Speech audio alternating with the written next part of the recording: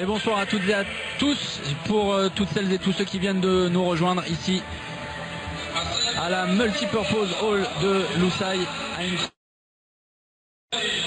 de Doha, du centre-ville, pour l'entrée des joueurs dans une poignée de secondes. C'est assez impressionnant la vitesse avec laquelle on a terrain pour accueillir les joueurs dans un instant. Et à la vitesse à laquelle les spectateurs ont quitté la salle. Alors j'espère qu'ils vont revenir pour le match, puisque là c'est relativement vide. Effectivement, alors on disait juste que tout avait été mis en œuvre pour accueillir les spectateurs, les VIP. Et oui. Et l'entrée des joueurs, dans un instant, la brésilienne à droite de l'écran face à la sélection qatari.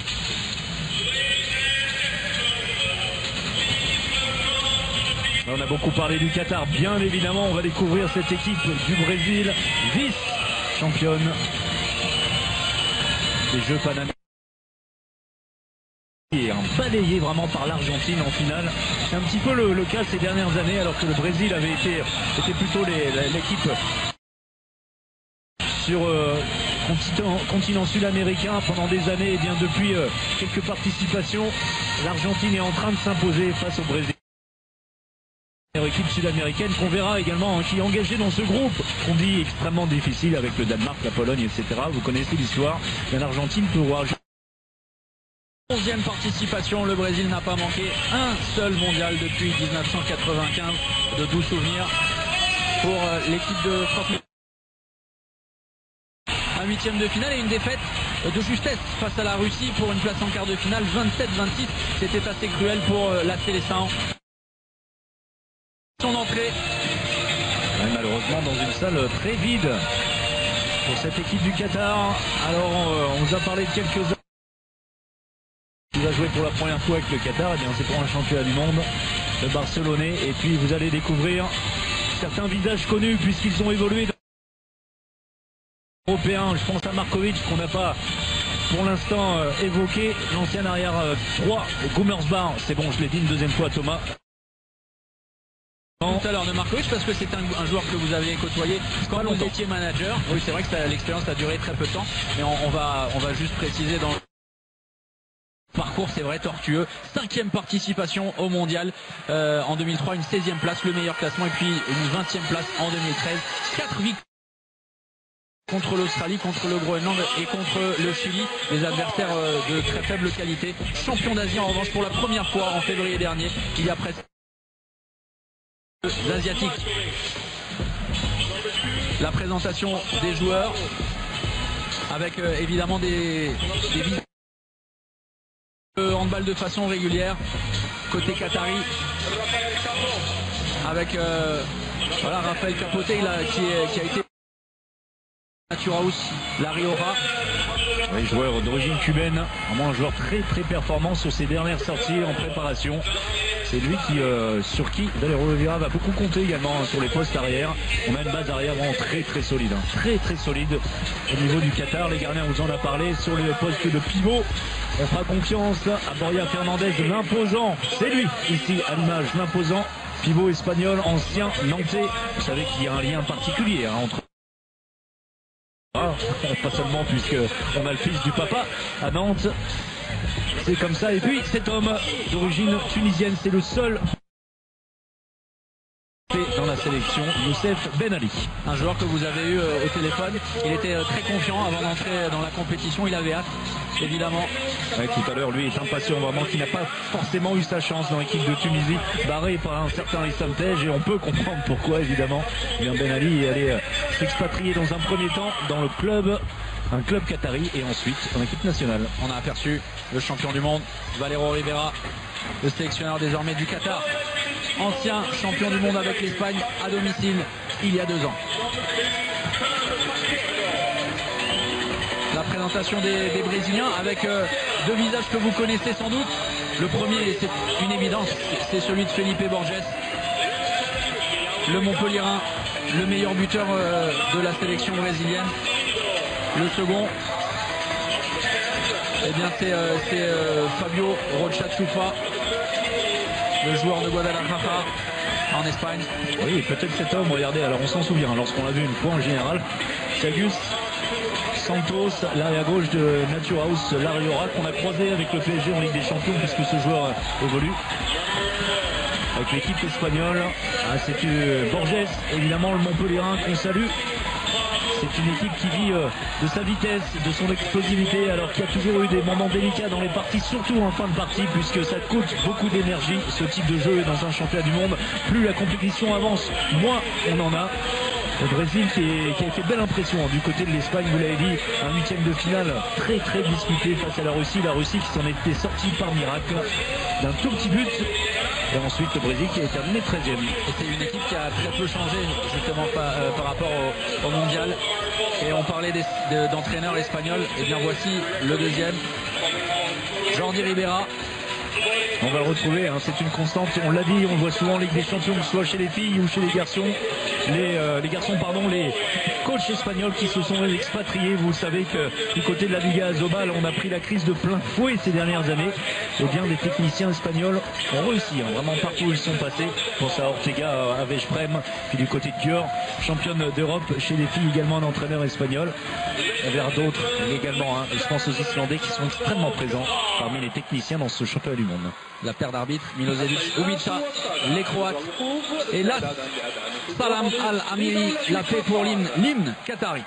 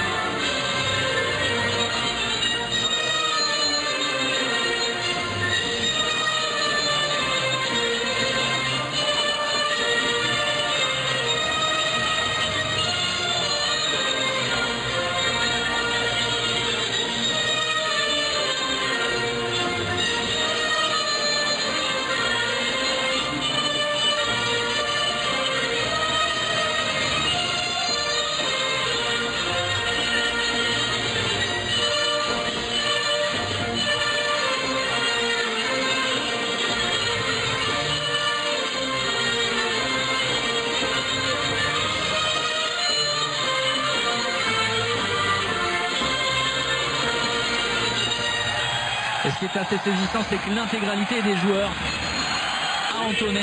C'est obligatoire. L'hymne. C'est obligatoire. Le premier. Ils doivent apprendre l'hymne du Qatar. C'est comme ça. C'est une règle. Seul Valero Rivera ne l'a pas chanté. L'hymne national brasileiro. L'hymne national du Brésil.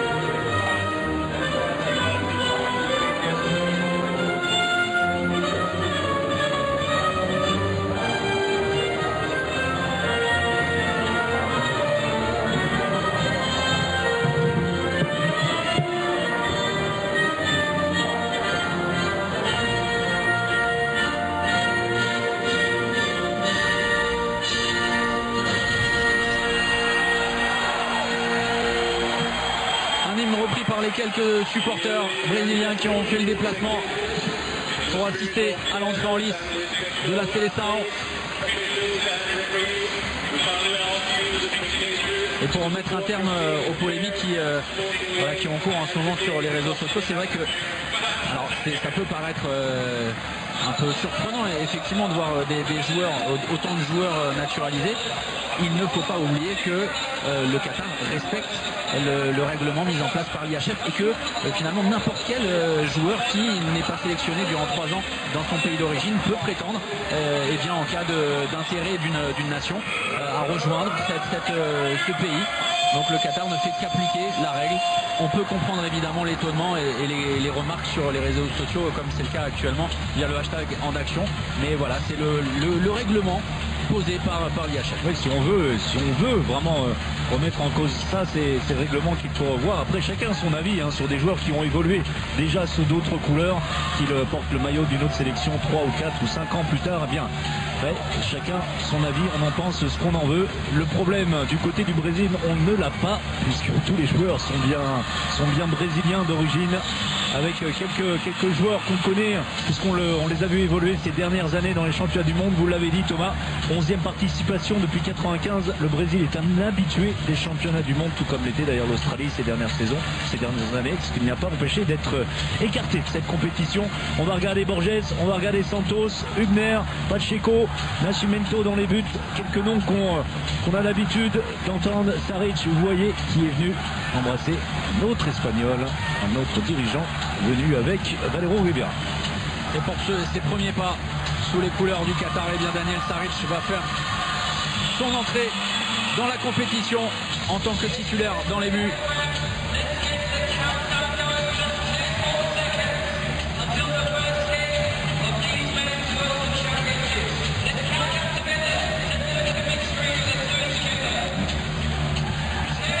Une donnée également très importante, on n'en a pas parlé, c'est que Valero Rivera dispose de tous ses joueurs internationaux depuis des mois et des mois, pratiquement 14 mois que Valero Rivera dispose de ses joueurs. Ils sont ensemble vraiment tous les jours depuis le mois d'août, depuis le Super Globe. Et bien, il dispose de l'ensemble de l'effectif et ça, c'est une chance de pouvoir travailler comme dans un club finalement, mais avec l'équipe nationale. Les clubs ont joué évidemment le jeu, ne comptez pas sur leurs joueurs internationaux. Alors ça concerne 3-4 clubs, guère plus. Alors certainement qu'on va avoir une équipe très bien préparée, collectivement au point. Et puis on sait, le malin, le tacticien Valero Rivera qui va certainement nous réserver quelques surprises, surtout en défense. Il est toujours bon pour défense un petit peu mixte, des 4-2, des 5-1 décalés. On va suivre évidemment tout ça tout au long de cette compétition. Le coup d'envoi de ce 24e championnat du monde donné par le Brésil dans un instant.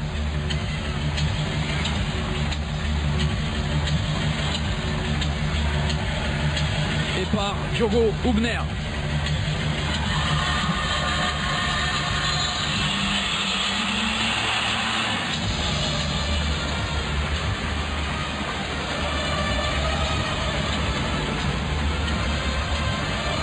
La planète handball s'est donné rendez-vous au Qatar pendant 3 semaines. Coup d'envoi de la 24e édition du championnat du monde. Le pays hôte face au pays organisateur des prochains Jeux Olympiques Qatar-Brésil. Première affiche du groupe A. L'un des outsiders, l'une des sensations annoncées de ce mondial contre une Seleção jeune et formatée pour ces JO dans 2 ans.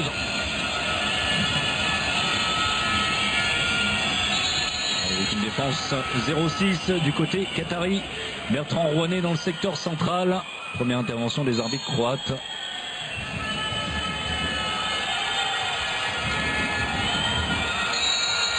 Et bien voilà, ça tombe. Carton jaune, cette fois pour Bertrand Rouanet. On avait prévenu dans un premier temps et après 40 secondes de jeu, on sévit. Il y aura un changement, au moins un changement attaque-défense en ce début de partie du côté du Qatar. Avec le premier mouvement et la première interception. La contre-attaque, on prend son temps. Il avait l'occasion peut-être d'y aller tout seul. Bertrand Rouanet, la remise pour le premier but de cette compétition. Avec attention, pardon Thomas, une blessure à l'opposé du ballon. On va suivre ça. Regardez, c'est complètement à gauche de l'écran. Et le premier but inscrit par Youssef Benali. Alors il a senti qu'il n'avait pas forcément les jambes au départ. Et regardez, c'est en haut de l'écran que ça s'est passé. C'est une cheville, sans doute au minimum une entorse. Oui, ça a l'air d'être la malléole externe.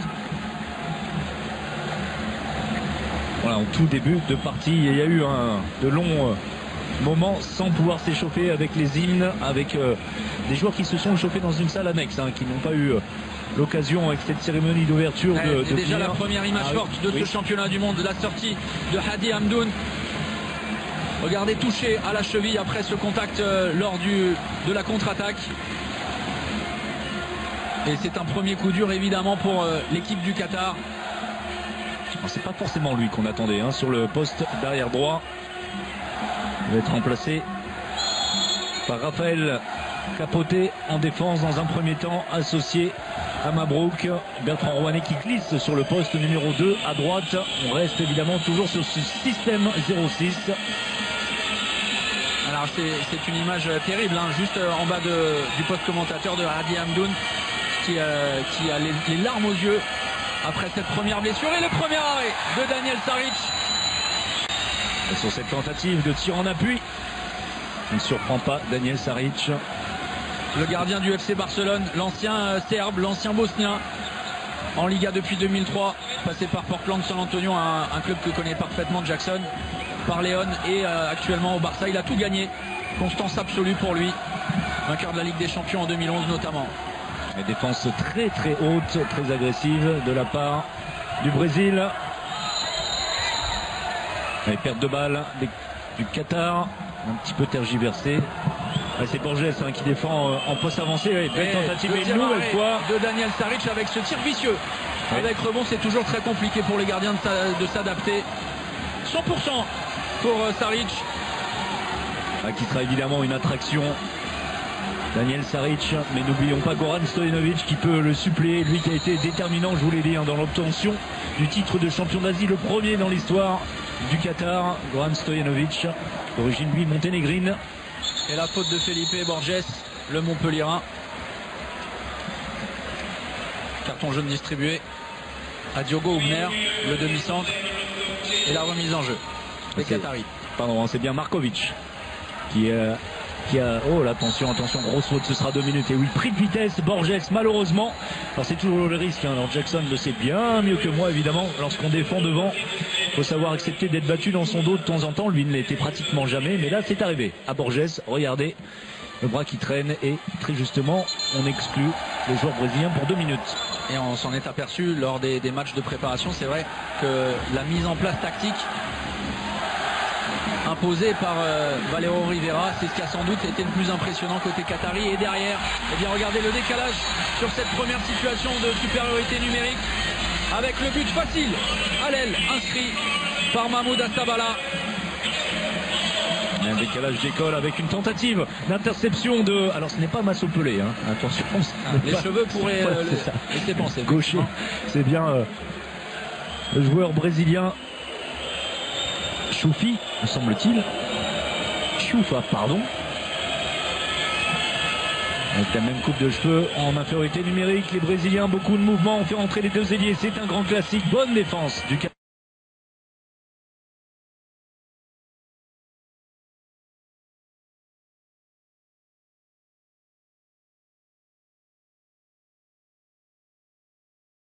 Pour le Qatar.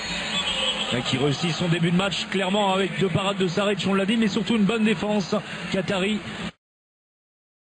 Attaque. Malheureusement, le dernier défenseur brésilien n'agit plus du tout sur le contre-attaquant.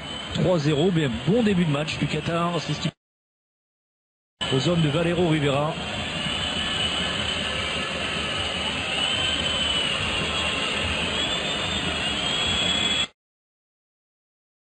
Deuxième pivot et Santos. Bon travail de Santos. Et Saric, regardez, 100% à 4 sur 4 déjà. On pensait qu'il allait être chaud de toute façon, Daniel Saric, pour cette compétition. Lui qui n'a plus goûté aux joutes depuis eh bien forcément plus de 3 ans. La tentative de renversement de Bertrand Rouanet, mais la déviation. Et le ballon sera conservé par le Qatar. Le règlement qu'utilise le Qatar, c'est l'occasion pour de tels joueurs qui sont des joueurs extraordinaires, parmi les meilleurs sur leur poste, pardon. C'est l'occasion qui plus ou qui n'apparaissait pas avec l'équipe nationale. Au-delà de l'intérêt financier, Rouanet, premier échec, première parade du portier brésilien. Là aussi on a joué très rapidement. Et bien le voici battu pour la première fois de la rencontre, Daniel Saric. Inscrit par Fabio Choufa. 3 en faveur du Qatar. Une bonne passe sautée. L'arrière gauche brésilien pour Chou. Et malgré la sortie très loin de son but, très haut, Saric, eh bien, on trouve la solution. Enfin, après 5 minutes de jeu, le premier but brésilien. Et avec une situation d'infériorité numérique à gérer, en plus, après la sortie pour 2 minutes de Felipe Borges.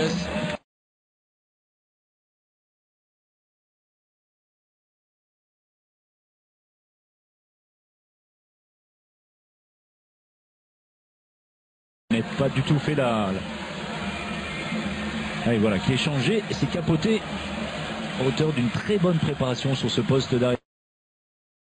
Bertrand qui était un petit peu statique sur le coup, et bien Valero Rivera le sort tout de suite. Raphaël Capote, ballon en main. Et le ballon échappe des mains de l'ex-cubain, allons-nous dire. Le jeu de transition et le repli bien avec Hübner. Le voici Thiagus Petrus. Une grosse faute, ce ne sera qu'un carton jaune. Tourné. Petit ailier d'origine, alors on va arrêter de donner toutes les origines, mais enfin on vous le donne en début de partie pour que vous soyez au courant. D'origine monténégrine, lui également. Droite. Et l'entrée d'Alexandro Pozer, le pivot de 26 ans qui évolue en Liga à Guadalajara. Ouais. Choufa. Et Choufi, c'est autre chose. Hein. Allez, on a bien trouvé à l'intérieur. Et ça arrive une nouvelle fois. Portant. Et résultat, eh bien, même si geste laissé par la défense brésilienne pour s'ajuster ensuite et inscrire un nouveau but par l'intermédiaire de Mahmoud Atabala. Avec 3 réalisations, 4 en faveur du Qatar et nouvelle performance de choix de Daniel Saric. Grosse parade de Daniel Saric. Et enfin une bonne solution à l'intérieur avec Hübner, le demi-centre. C'était bien démarqué à l'intérieur sur le poste de pivot, ça c'est bien fait. Allez, il faut aller au bout, une nouvelle fois Chou face à Daniel Saric, et la même réussite. Les 2 buts sont l'œuvre de cet homme, l'ailier droit. Cette fois, bonne action collective, on s'est donné le ballon de Pacheco.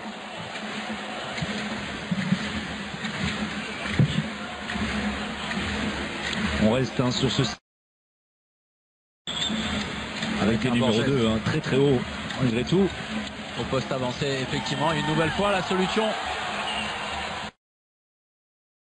La solution et le bel arrêt.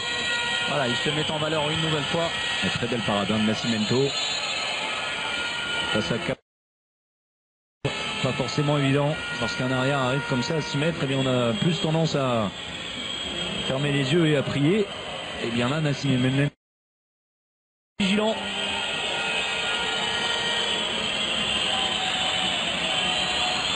Alors effectivement, côté la même couleur derrière les buts que la zone, c'est vrai que ça peut paraître assez étonnant, c'est ce que soulignent certains téléspectateurs devant Bein. C'est un choix voulu effectivement. Ça pose des problèmes d'ajustement et pour les joueurs et de visibilité pour les téléspectateurs. Mais complètement, eh bien vous féliciterez cette... Bien, alors tous, faites-le, parce que je partage totalement cet avis.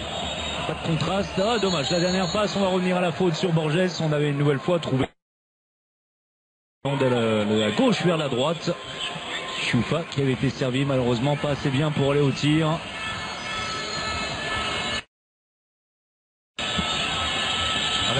La tentative en un contre, le bras est levé, il va falloir déclencher rapidement. On a réussi à trouver le décalage et le meilleur buteur de l'équipe Felipe Ribeiro Borges, si vous voulez, s'illustre. Quand on avait... Cette fois ça a été l'inverse et la finition est exactement la même que son acolyte Choufa. Borges sous la jambe de Saric de l'autre côté. On obtient très rapidement un 7 mètres une nouvelle fois grâce à cet homme qui est vraiment l'homme qui se met début de partie. Petit ailier gauche qui trompe la défense. Assab, changement de gardien. Almeida à 7 mètres. On retrouve Zarko Markovic, l'ancien hambourgeois entre autres. Le premier sur cet exercice de jet de 7 mètres réalisé par César Augusto Almeida.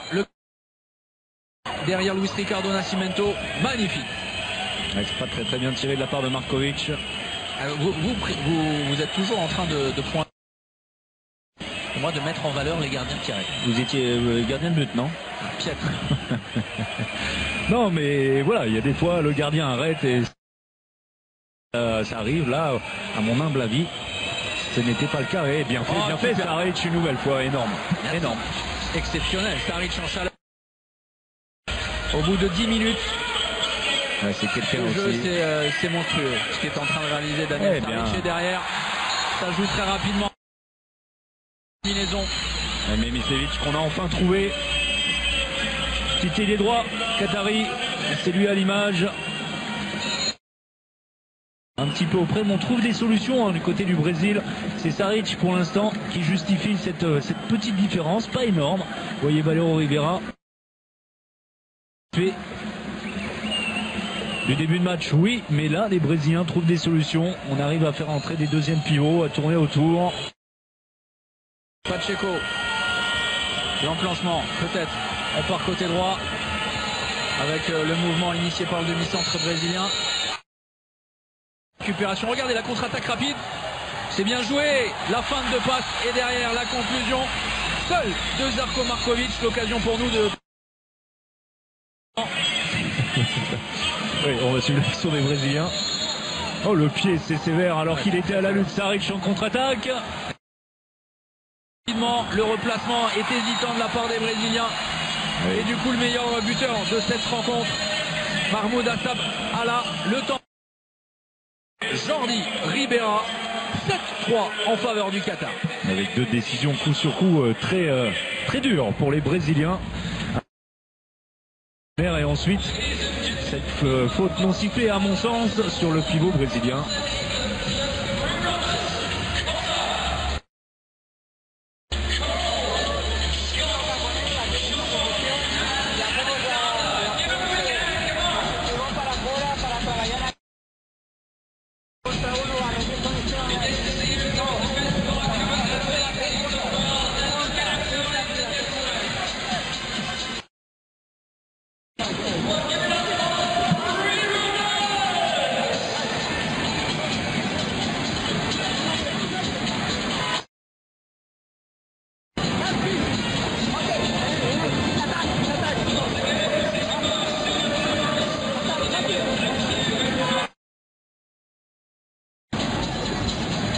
Le temps mort de Jordi Ribera. Alors on ne va pas vous cacher qu'on a, nous, en tout cas au poste commentateur, on espère que ça n'a absolument rien entendu. Des petits ajustements, encore des petits réglages.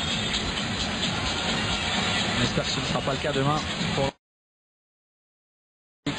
et la remise en jeu 7-3 en faveur du Qatar pour les Brésiliens. En difficulté en ce début de rencontre. Alors deux explications. Évidemment pas été très indulgent avec les Brésiliens. Un Daniel Saric monstrueux et des difficultés sur la base arrière, des difficultés de Qatari très agressif. Oui, mais on a réussi malgré tout à trouver des solutions à l'intérieur. Alors c'est vrai que les arrières n'arrivent pas du tout à se mettre en position de tir. Vous voyez, c'est un jeu typé mais simple à lire pour la défense qatari. Et puis c'est Saric qui fait la différence. Vous l'avez vu, cette statistique brièvement. 62% d'arrêt pour Daniel Saric. Voilà ce qui explique que le Brésil n'est marqué que 3 fois. Et regardez, le bras est levé, alors on est obligé de transmettre rapidement. Perdu pour la Seleção avec Bertrand Rouanet. On va effectuer le changement. Voilà Bertrand Rouanet qui va sans doute, l'homme du match de Jackson, être... Vous l'aviez dit, un tir, bah oui. Un tir et ensuite il sort au bout de 5 minutes. Pour l'instant on est dans les cordes. Il a toutes les autres qualités. Ouais, c'est bien superbe, fait, le service au pivot, l'entrée au poste de deuxième pivot de celui qui est en train de réaliser un match parfait, Mahmoud Asabala. 5 sur 5, 100% de réussite, 5 buts pour l'ailier gauche tunisien, bien servi. Et là aussi combinaison intéressante avec l'entrée au poste de deuxième pivot qui a totalement déstabilisé la défense brésilienne. aller jusqu'au bout C'est maintenant, intéressant. c'est bien fait. De toute façon, le jet de 7 mètres aurait été accordé et le but inscrit par Alexandro Pozzo avec Vinicius Texera. Et oui, un Bertrand Rouanet qui préfère s'extirper de l'action et il a bien raison, il était en zone. De toute manière, vous l'avez dit, ça aurait été un 7 mètres si le pivot brésilien n'avait pas marqué. Et puis Bertrand Rouanet qui a déjà écopé en tout début de partie d'un carton jaune. Et il avait une solution, l'opportunité, pourquoi pas. Oh, magnifique, avec l'intention, la récupération, ces longs segments de Capote et derrière la conclusion. Alors on ne l'a pas encore vu briller sur la base arrière, Rafael d'Acosta Capote, mais c'est un joueur extrêmement impressionnant, parti il y a un an de Naturhaus Larrauri, alors meilleur buteur et meilleur défenseur du club. C'était le protégé pourtant de Rota González, l'entraîneur. Et le club qu'il a rejoint, El Jaïch, a signé la clause libératoire de 300 000 €. Ça a été une énorme perte pour Naturhaus. Et désormais, eh bien, Capote fait les beaux jours du Qatar. Liège qui est le grand club qatari qu'on a retrouvé en finale de Super Globe. La surprise générale à Liège qui s'était imposé face aux champions d'Europe en titre. Le SG Flensburg en demi-finale pour ensuite s'incliner bien logiquement en finale face à Barcelone. Liège avec pratiquement que des internationaux dans ce club. Et ça fait partie effectivement eh bien, des évolutions du développement du handball au Qatar à travers un plan quadriennal depuis l'attribution à Malmö du mondial il y a 4 ans, la mise en place d'une stratégie de développement à travers les clubs également qui ont donc participé à ce Super Globe pour se frotter à des équipes comme le FC Barcelone, comme vous l'avez dit, Flensburg. C'est très important pour le développement et également l'imposition d'un quota pour les plus jeunes. Espérons, comme le soulignait Jackson, que ça suivra derrière. Toute la question, c'est ça également. Pacheco au passage en force. Non, il n'y a pas cru. Il fallait aller au bout de cette action. Il craignait, le bras élevé. Attention de loin, ça trompe Saric. Et bien voilà, Saric qui était sur la trajectoire. Le bras droit trop bas pour le tir puissant d'Arthur Patriano-Nova. De loin pourtant. Pour reparler de genre d'éléments importants, c'est vrai qu'on s'était aperçu en 2005 en Tunisie, et bien qu'ensuite il y avait eu un afflux de licenciés juste après la compétition. Sportivement, ça avait été une vraie réussite et les Tunisiens s'étaient intéressés au handball, alors qu'évidemment le football était resté le sport numéro 1. La récupération en plusieurs temps dans une défense brésilienne aux abois avec un 2 minutes, la double sanction et le but inscrit par Kamaldine Malache. Et 2 minutes pour, on va suivre ça, Pacheco semble-t-il, mais pour cette faute sur le bras de Memisevic. Alors c'est vrai, lié, un petit cafouillage, ça profite aux Qataris finalement, face à 10-5. Et attention, nouvelle supériorité numérique pour les Qataris. Non, c'est Santos qui a été sanctionné. Ouais, ça n'attendait pas forcément. Alors pour l'instant, la seule équipe déjà qualifiée pour les JO, c'est évidemment le Brésil. C'est logique, ce sera le pays hôte. Un affrontement déjà entre les deux équipes, c'était en 2005, lors du dernier match de la poule D. C'était justement à Sousse en Tunisie. Victoire 30-25, mais alors là vraiment les temps ont changé parce qu'on s'aperçoit que cette équipe du Brésil est en immense difficulté, même si là, le nouveau but inscrit par Arthur Patrianova permet aux Brésiliens de rester à distance, 4 longueurs d'écart, mais c'est compliqué de toute façon pour la CS1. Superbe finition de Patrianova, un lucarne coin long face à Saric et surtout un oubli en défense alors qu'on est en supériorité numérique. Eh bien, on oublie de bien flotter du côté de Bertrand Rouanet. Markovic externe, ça rentre avec beaucoup de réussite. Ouais, mais là aussi, Markovic, on va le revoir sans doute au ralenti. Regardez la feinte de Markovic avec le défenseur brésilien qui pique beaucoup trop facilement. La feinte de Papa, regardez derrière, hop, au revoir, merci. L'espace est libéré. Oui, Markovic qui, malgré tout, c'était une situation de supériorité numérique. Voilà pourquoi le dernier défenseur est tombé un petit peu dans le panneau. Deuxième but pour Markovic. Vous me parliez d'un joueur un petit peu à part. Je ne sais pas si vous avez vu ça comme moi, Thomas. C'est la première fois que je vois un joueur de champ porter le numéro 1. Le numéro 1 qui est toujours dévolu au gardien de but. Eh bien, c'est Markovic qui le porte.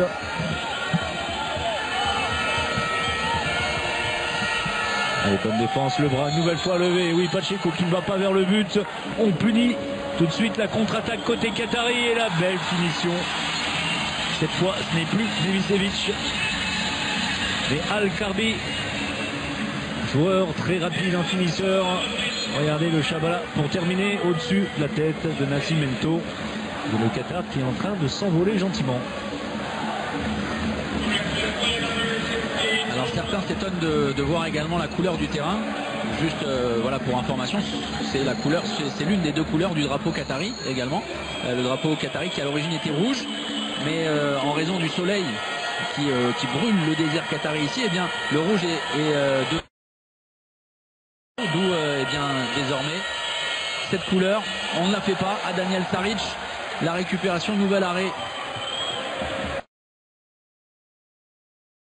Une reculette, une tentative de reculette inversée, ça ne trompe pas Saric, et on en est déjà 12-6, hein, regardez. Dans le Brésil, ouais, Ben Ali bien servi, ce sera récupéré par... Sans doute. Voilà, c'est une touche. Petrus pour la remise en jeu. Toledo dans la nasse. Attention au passage en force.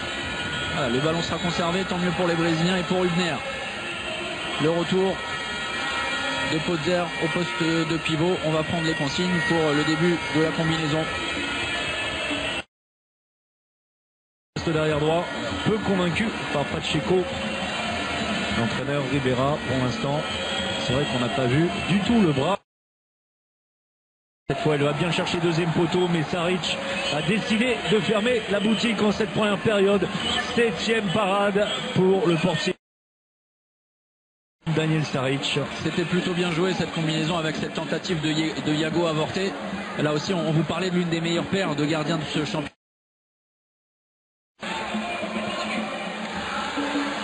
Tout cela est bien compliqué pour le Brésil. Capoté. Oh là là, il est balancé. Attention à cette grosse faute. Pas de sanction supplémentaire. Un simple 9 mètres.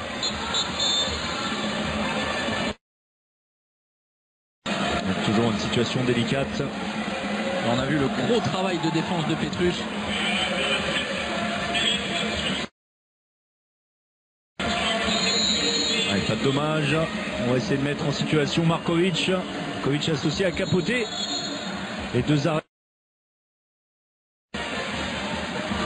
Et au centre, évidemment, on fait toujours confiance à Kamaladine Manache pour organiser le jeu.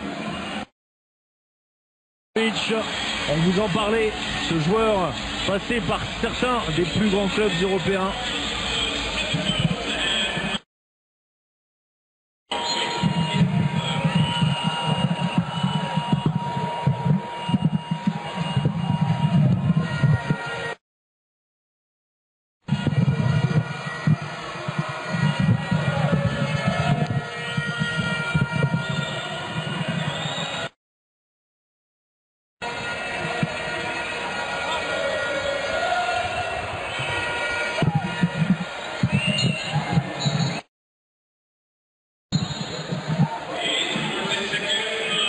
Quelques petits soucis techniques.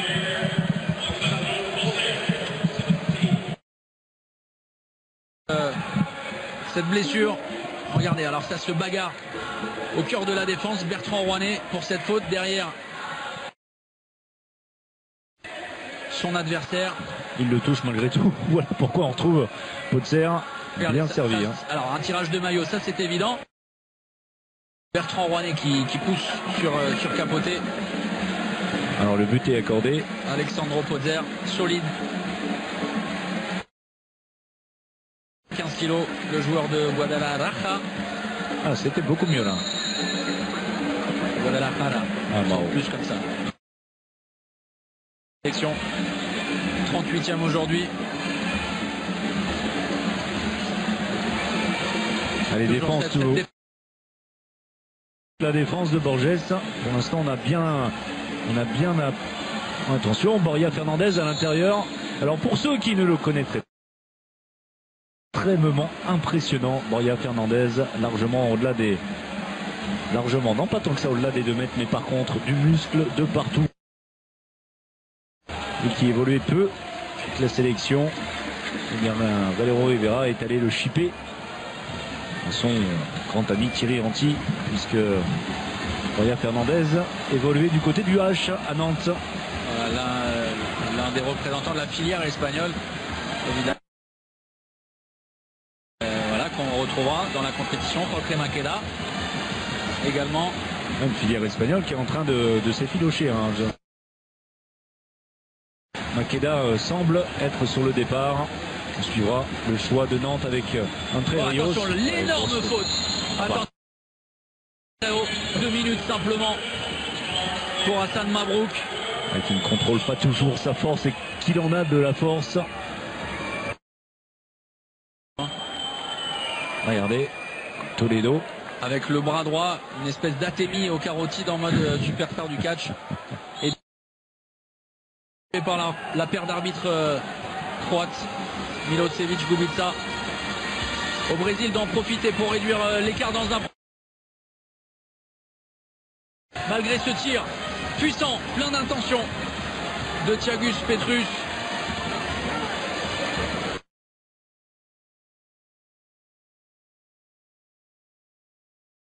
De Bandialuca. Bandialuca, grand club historique du handball européen, d'où viennent notamment la famille Golic. Salut André Golic, présent ici. Allez, pas de réussite. Qui est consultant, André Golic, chez nos collègues de Beansport Moyen-Orient. Et qui est absolument polyglotte. Ça n'est pas le genre de détail. Et moi qui ai regardé la télé ici, on vous a aperçu également, François-Xavier, à la télé. Oui, en parlant en arabe. Exactement. Alors c'était un montage, j'apprends très vite, mais j'aurais quand même eu du mal. Attention, allez, c'est bien fait, c'est bien fait. Ah voilà, super mouvement. Et la conclusion l'est également. Alexandro Pozer. On a bien trouvé, on a été patient, on a fixé parfaitement la défense du Qatar à droite. Toledo qui fait l'effort de libérer le ballon. Santos également. La supériorité numérique, eh bien, elle est évidemment à l'opposé avec un Borges tout seul. Et puis surtout le dernier défenseur, le petit ailier droit qatari qui n'a aucune chance face à Pozer. Beau mouvement d'école de 6 contre 5 réalisé par le Brésil. Voilà, et une défense très agressive, très haute. Attention aux espaces, voilà. Le Brésil qui va avoir une nouvelle occasion. Moins 5. Le service de Petrus en zone. Et c'est dommage parce que ce genre d'occasion, il ne faut pas les rater. Et un signe également qui ne trompe pas quand on regarde la répartition des buts. C'est 7 joueurs côté Qatar qui ont inscrit un but, au moins un but. 4 simplement côté brésilien. Voilà, ça aussi c'est l'un des éléments forts. On parle souvent... plus particulièrement en basket, de collectif, quand on a des joueurs qui sont à plus de 10 points. Là, c'est exactement ce qui est en train de se produire dans cette rencontre. Effectivement, le collectif qatari est bien plus présent, bien plus puissant que l'équipe brésilienne. Ouais, alors le scoring, c'est une chose, mais c'est également la manière dont on joue là en ce moment. On cherche systématiquement des solutions à l'intérieur.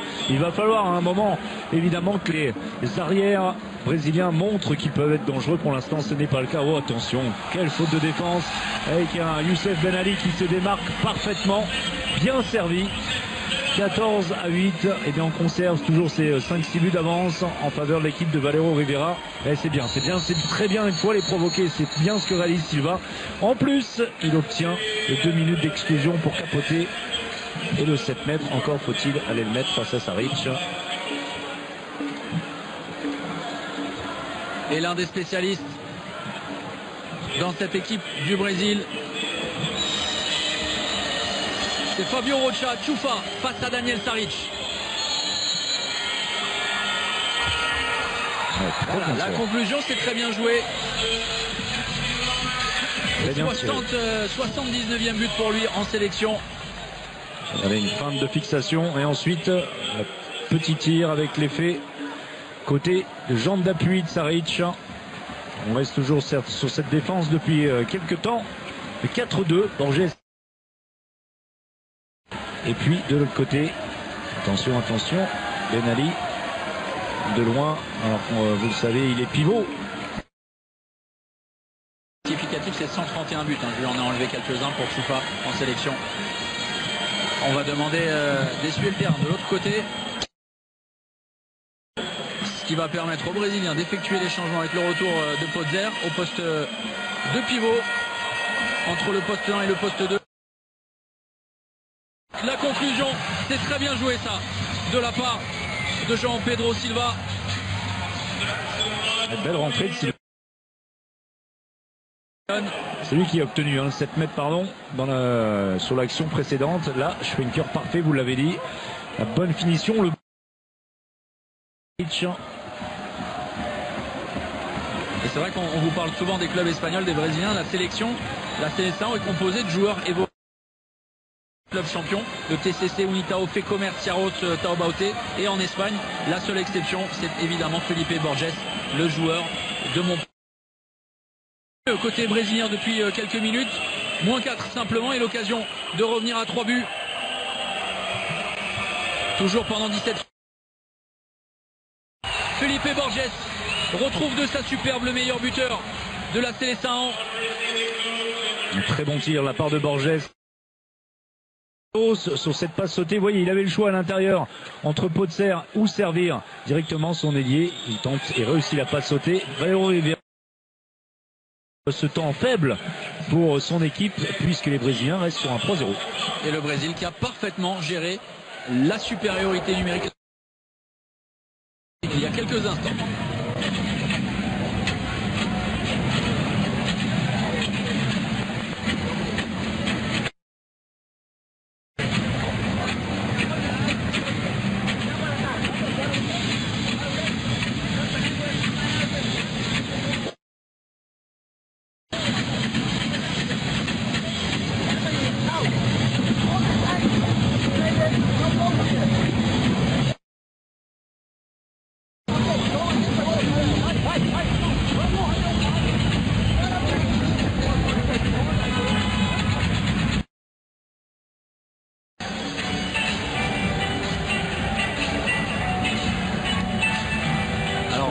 Notre chef d'édition nous confirme que devant votre télé, vous n'entendez pas les temps morts.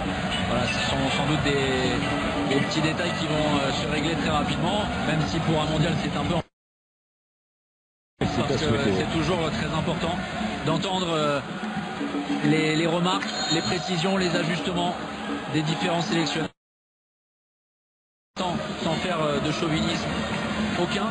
Que demain nous n'entendions pas Claude Onesta, ce serait évidemment très dommageable. On va régler toutes les équipes de production sur le pont, même si évidemment nous n'y pouvons pas grand chose. La table de balle, non, on va revenir à la faute. Et on est de jouer de manière très latérale côté Qatar ou très individualiste et bon service, mais Nascimento qui s'interpose. En début de match, on est pratiquement à la mi-temps, mais bonne première période. Du portier brésilien également qui s'est mis beaucoup moins en évidence évidemment, qui a réalisé quelques parades, et les Brésiliens qui reviennent très bien en cette fin de première période.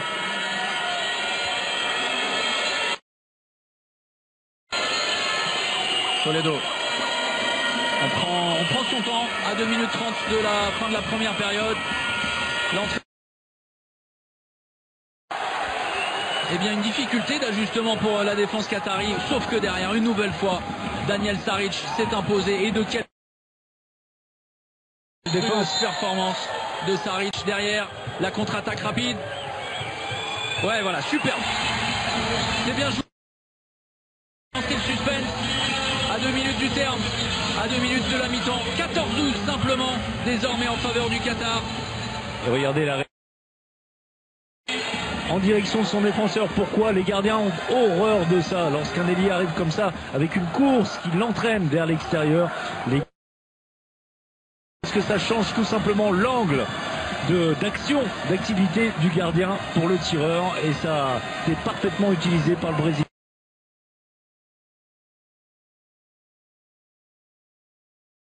Avec ce tir, point long à 9 mètres.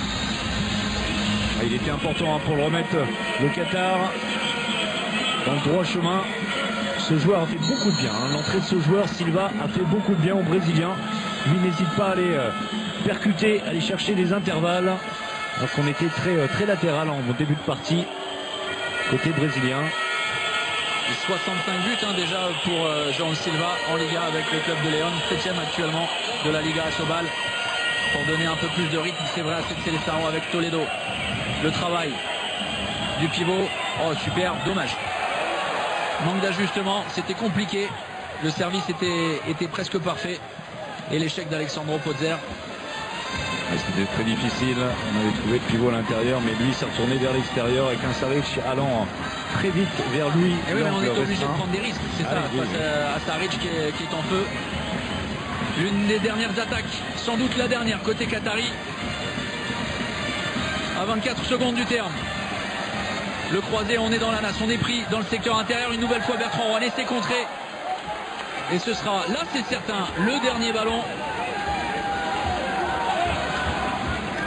Et Valero Rivera qui demande d'aller jusqu'au bout de cette possession. C'est bien fait de la part. Allez jusqu'au bout, jusqu'au bout. Et ça passe à côté, on va en rester là pour cette première période 15-12 en faveur du Qatar dans ce match inaugural de la 24e édition du championnat du monde. Le Brésil est encore dans le coup. Et c'est vrai que malgré un début de rencontre très hésitant, vous l'avez dit, notamment grâce à l'entrée de João Silva, eh bien le Brésil a su se relancer, 3 longueurs simplement, même si eh bien le Qatar a un tapis confortable d'avance. Ouais, seulement 3 buts, Thomas, on en était à 14-8 il y a quelques instants. Eh bien les Brésiliens sont parfaitement revenus avec une défense agressive, ça on le savait, on est resté sur des bases de système défensif très haut, un gardien qui réalise quelques parades. Alors si la différence s'appelait uniquement Daniel Saric, parce que finalement il n'y a pas un gros écart. Et regardez, ça c'est vraiment l'image de cette première période, la sortie, le retour au vestiaire forcé par ses coéquipiers, par des membres du staff. Dardi Hamdoun blessé dès les premières secondes à la cheville. On va y revenir sur cette première période avant de se plonger dans la deuxième période. On va retrouver Marie, Patrux, Olivier Giroud, Jackson Richardson sur la corniche de Doha. Tout de suite. Merci Thomas, merci François-Xavier. Le Qatar mène donc de 3 buts après cette première mi-temps. Le score 15-12. Jackson, qu'avez-vous pensé de l'entrée en lice de cette sélection du Qatar si attendue? Ouais, moi je dirais qu'il y a eu une bonne partie des équipes, mais surtout on a vu le Saric qui ferme un peu les cages. Mais c'est vrai que pour moi ils m'ont pas impressionné. Je dirais que ils sont un peu farfelus. Je dirais que les Brésiliens ils avaient plus la construction de jeu, qui trouvaient la solution sur les ailes, contrairement en défense où les Qataris trouvaient surtout les occasions à l'intérieur. Des Brésiliens qui ont peut-être mis plus de temps à rentrer dans leur match, puisque le Qatar a assez vite creusé un écart. Ils ont même mené 13-6, puis François-Xavier l'a dit, 14-8. Finalement, ils sont revenus en fin de première mi-temps. Vous partagez l'avis de Jackson, Olivier? Complètement. Hein. C'est vrai que sans Saric, ce match serait totalement différent. Hein. Il y a eu des très bonnes analyses, comme d'habitude, de FX, de François-Xavier, qui parlait de ce manque de shoot à longue distance pour l'instant pour les Brésiliens, parce qu'il y a un Daniel Saric qui fait peur. Mais on a vu dans la construction, les Brésiliens sont, malgré le score, beaucoup plus efficaces et beaucoup plus réalistes. Espérons pour les Qataris que Daniel Saric jouera à ce même niveau durant toute la seconde période. On a vu quand même pas mal de ballons perdus de la part des Brésiliens en début de match, pas mal d'approximations, et la sanction, elle est immédiate bien sûr. Effectivement, je dirais qu'il y a une très très bonne défense au début. On sait que voilà, comme il y a un très bon gardien derrière, on n'a pas forcément, en tant qu'attaquant, on n'a pas forcément la facilité de tenter des tirs de loin aussi facilement. Mais c'est vrai qu'ils défendent bien, on voit qu'ils jouent beaucoup sur le jeu de montée de balle. C'est là qu'ils arrivent justement à faire la différence. Les Brésiliens ils ont du mal à tenir le score. C'est là qu'ils prennent le score, l'écart par rapport à ce qu'ils démontrent. Et pourtant ils ne sont pas loin, ces Brésiliens, puisqu'ils ne sont menés que de 3 longueurs après donc la première mi-temps. Le score, je vous le rappelle, 15-12. On va revenir bien sûr sur ce Qatar-Brésil dans un instant, mais on va aussi prendre des nouvelles de l'équipe de France. À tout de suite.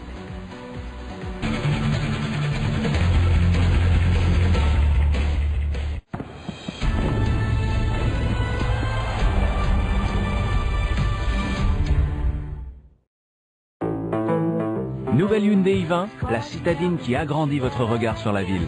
Ouvrez les yeux, soyez inspirés. Nouvelle Hyundai i20, série spéciale de lancement à 149 € par mois, sans apport et sans condition. Hyundai est le seul à garantir tous ses modèles 5 ans kilométrage illimité.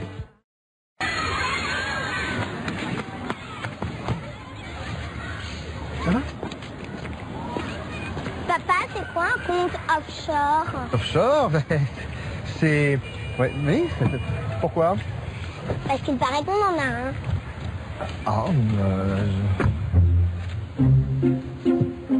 En janvier, le Touran Cup TDI suréquipé est à seulement 300 € par mois, sans apport. Porte ouverte les 17 et 18 janvier. Volkswagen, das Auto.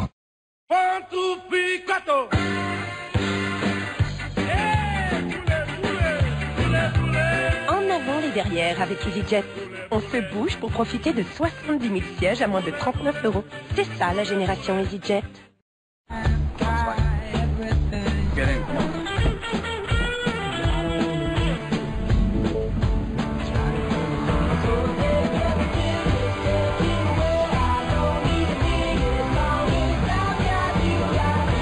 Nouvelle Mini, également 5 portes.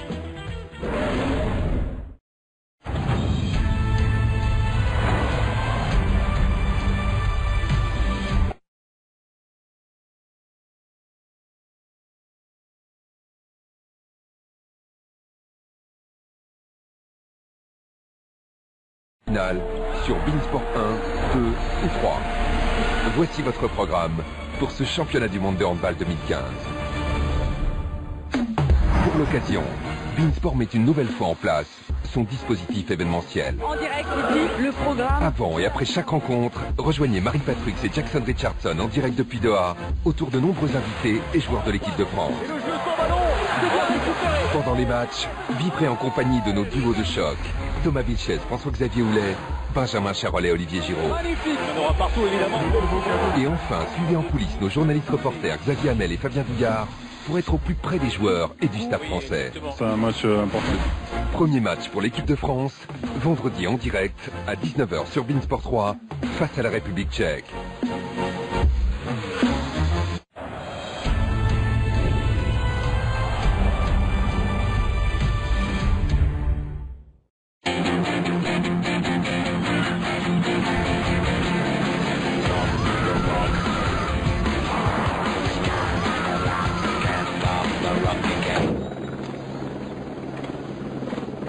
T'as raison, Tom. C'est bien le nouveau Kia Sportage. Nouveau Kia Sportage? Vous n'en croirez pas vos yeux. Le nouveau Kia Sportage édition 7, suréquipé, est à 299 € par mois. Et découvrez aussi le nouveau crossover urbain Kia Soul. Nouveau Vivelle insubmersible. Le premier gel qui résiste aux ambiances les plus torrides. Hyper fixant, il préserve ton style de la transpiration et de l'humidité. Aucune chaleur ne vous décoiffe. Nouveau gel Vivelle insubmersible, coiffez toutes vos envies sur viveldop.fr.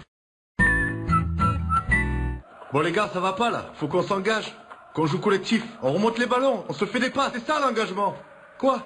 Non, rien. C'est juste que nous aussi, chez Sofinco, on s'engage. Enfin, mais allez-y, hein, continuez. Parce que chez Sofinco, on s'engage à faire avancer vos projets. Profitez dès maintenant d'un taux exceptionnel de 3,9% sur 36 mois et d'une réponse de principe immédiate. Appelez le 3005. Sofinco, vous vous engagez, nous aussi. Bon, allez les gars, on y croit. On s'engage, on s'engage, on s'engage.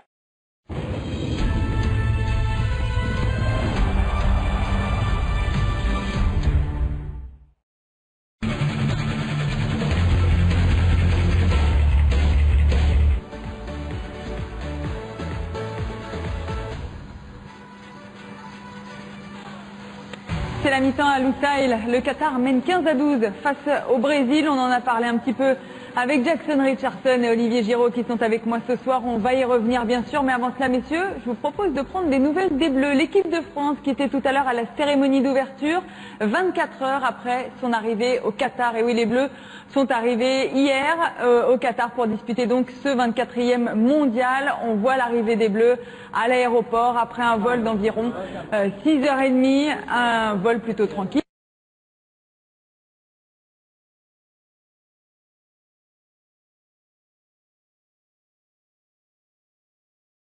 C'est important d'arriver comme ça, on les voit comme d'habitude, égal à eux-mêmes, Olivier.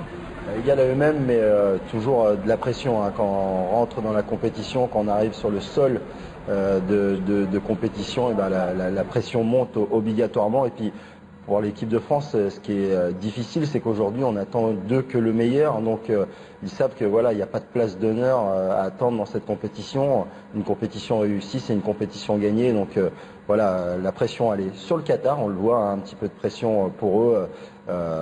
ils sont pas encore vraiment rentrés dans leur compétition, mais pour les Bleus, c'est la même chose. La pression que tout le monde veut battre cette équipe de France, donc il va falloir remettre le bleu de chauffe. Exactement, et le bleu de chauffe, ils l'ont mis ce matin. Les Bleus, ils se sont installés dans leur hôtel en centre-ville de Doha, un hôtel très confortable, et puis les voilà déjà au boulot. Ça, c'était ce matin à Douaïl, c'est dans la salle dans laquelle ils disputeront toute leur phase de poule. Ils étaient à l'entraînement ce matin. Jackson, quand on fait un entraînement comme ça, on vient d'arriver, mais on joue déjà le lendemain, est-ce qu'on pousse un petit peu? Ou est-ce que ça reste un entraînement assez tranquille? Ouais, je pense que c'est plus un entraînement tranquille parce qu'il faut surtout un moyen de justement d'éliminer un peu le voyage, de retrouver un peu la forme, de retrouver les automatismes et surtout de prendre un peu l'ampleur de l'environnement. Je pense que c'est un moyen de retrouver les stabilités. Là, il y a beaucoup plus de tranquillité. On sait que voilà, faut pas prendre de risques.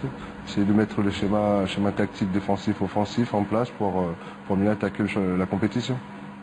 Voilà donc pour l'arrivée des Bleus, les Bleus qui ont réussi leur préparation. Ils sont passés par Cap-Breton, par Pornic et puis par Nantes. Pour Claude Onesta, cette préparation était parfaite, même si Lucas Ballot est forfait et Daniel Narcisse blessé en ce moment. D'ailleurs, Claude Onesta, Xavier Hamel et Fabien Douillard l'ont retrouvé et ils nous parlent du cas Daniel Narcisse.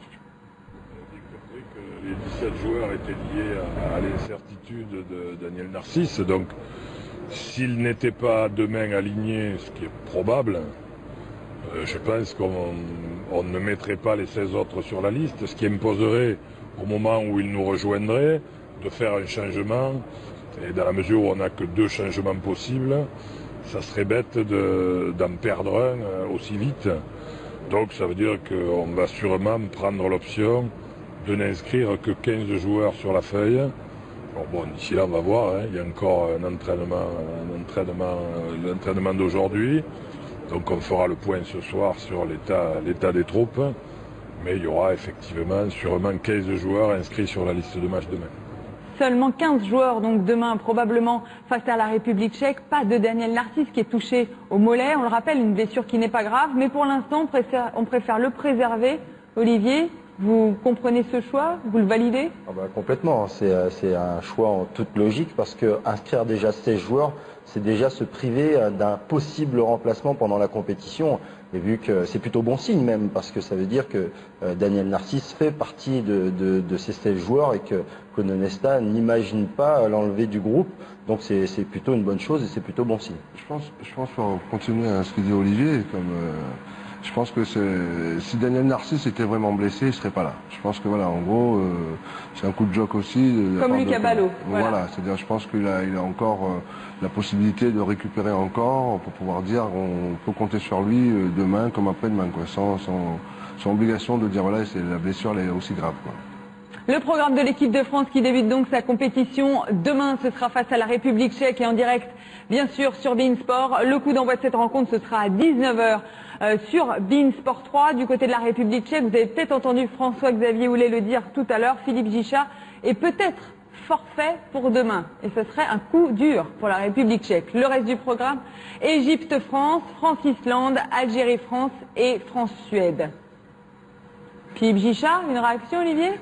Philippe Gichat, c'est pas un coup dur. On parle de l'équipe de France. Il y a des rotations de qualité dans l'équipe nationale française. Il y a des équipes qui sont depuis toujours, mais la République tchèque n'a pas ce turnover. Et sans Philippe Gichat, on voit même pas comment il pourrait exister tellement il est prépondérant. Exister les Tchèques dans cette compétition. Le forfait n'est pour l'instant pas confirmé. Et ce qui nous intéresse ce soir, c'est le match entre le Qatar et le Brésil. 15-12. Chauffement, ils sont tout près de reprendre la partie pour la deuxième mi-temps. Il reste 1 minute 30. On va l'offrir à Thomas Vilches et François-Xavier Houlet pour se replonger. C'est à vous. Alors que vous voyez, eh bien l'homme de cette première période, Daniel Saric, 43% d'arrêt. Coutume de dire, c'est vrai qu'au-delà de 40%, un gardien fait en général gagner son équipe. Pour le moment, c'est le chemin que prend le Qatar. Mais parfaite. Le Brésil s'est ensuite ressaisi sous l'impulsion de João Silva, qui a été le détonateur en fin de première période. C'était très bon pour revenir sur le portier du Qatar, très bon dès le début, ce qui a mis le doute forcément à ces joueurs brésiliens qui n'étaient pas forcément bien rentrés dans la partie, mais voilà, lorsque vous vous présentez au Qatar, face au Qatar, dans les circonstances et après la cérémonie d'ouverture qu'on vient de vivre et que Saric commence à arrêter tous les ballons, c'est difficile. La rotation était très intéressante, notamment avec Toledo à la place de Pacheco. Pacheco qui a paru très pâteau finalement sur le poste d'arrière droit. Vivacité, on a joué, c'était très cohérent ce que nous ont proposé les Brésiliens en jouant longtemps, en cherchant des décalages, en cherchant beaucoup à l'intérieur. On a trouvé Potser, le pivot brésilien à l'intérieur, c'est vraiment très cohérent. La défense très agressive avec Borges, et puis on a même vu une 4-2 en fin de première période, ce qui fait que les Brésiliens sont toujours là. Et à l'inverse, eh bien ça s'est un petit peu délité du côté du Qatar. Autant il y avait beaucoup de patience et de la tactique en tout début de match. Un petit peu sur notre fin, comme nous le soulignait Jackson.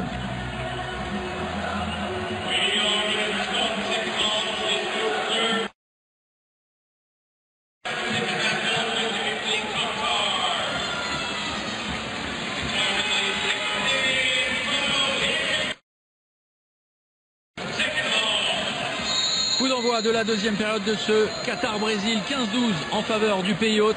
Après une entame de rencontre parfaitement gérée, le Brésil s'est ensuite ressaisi sous l'impulsion de son demi-centre, remplaçant au coup d'envoi Joao Silva.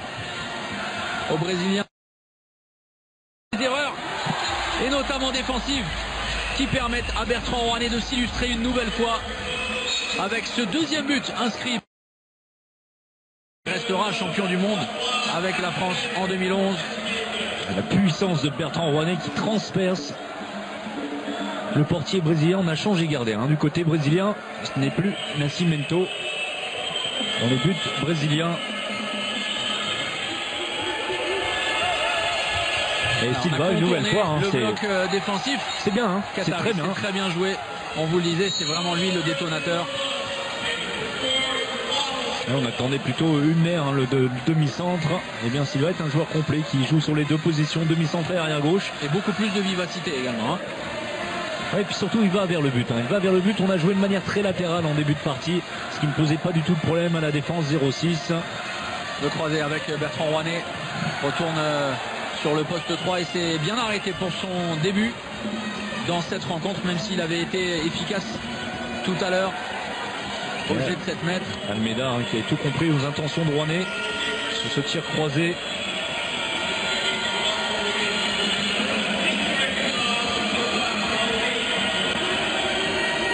La combinaison rappelée par Silva avec l'entrée au poste de deuxième pivot de Borges. On va ressortir du côté du Montpellierin avec Silva. 3-0 retourne secteur intérieur. On contourne une nouvelle fois la défense qatari. C'était très bien joué. Déjà la deuxième fois consécutive qu'on réussit à surprendre sur ce genre d'engagement l'adversaire. Et surtout on évite du côté des arrières, on évite les sorties. Allez, il faut pousser pour obtenir les 2 minutes de Ben Ali. Non, ce n'a pas été suffisant. Silva une nouvelle fois. Cette fois c'est dans l'intervalle externe entre 1 et 2. Donc entre l'arrière et l'ailier, c'est parfaitement joué. Vraiment la part de Silva. Et 2 minutes données à Youssef Ben Ali, vous le disiez. Et finalement il lui a donné. Alors c'était à l'opposé en amont vraiment de cette finition de Silva. Ben Ali pris par la patrouille et le Brésil qui revient 2 petits. Comme ça avait été le cas en première période, en fin de première période, avec double défense 4-2, exactement. Ouais, vous le voyez, notamment la prise en strict sur Žarko Marković. Oui, Marković qui a totalement coupé le fromage à savoir la zone.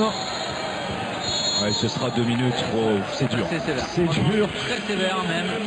Milicevic qui va provoquer la deuxième exclusion de cette partie de Felipe Ribeiro Borges. Regardez, pris par la vitesse de l'ex-monténégrin. Effectivement, il y a un mouvement. Ouais, mais bon, là, ça reste très sévère, effectivement. On vous rappelle la règle également, si vous découvrez le handball à travers ce championnat du monde sur Beansport. Au bout de 3 exclusions temporaires pour 2 minutes, c'est un carton rouge. Il est donc en sursis, le Montpellierin, après son retour. Le Qatar va tenter d'en profiter avec cet échec. plutôt cet arrêt, ça dépend si c'est moi au bouc. C'est un arrêt en tout cas très bien joué de la part d'Almeida. Face à Markovic, Markovic qui est un joueur qui a tendance à régler ou vouloir régler tous les problèmes par le tir et uniquement par le tir. Ouais, Silva vraiment c'est très bien ce qu'il nous propose. Cette fois fin de passe, demi-tour et on repart vers le but. Là, il y a plus d'espace évidemment, un 5 contre 5.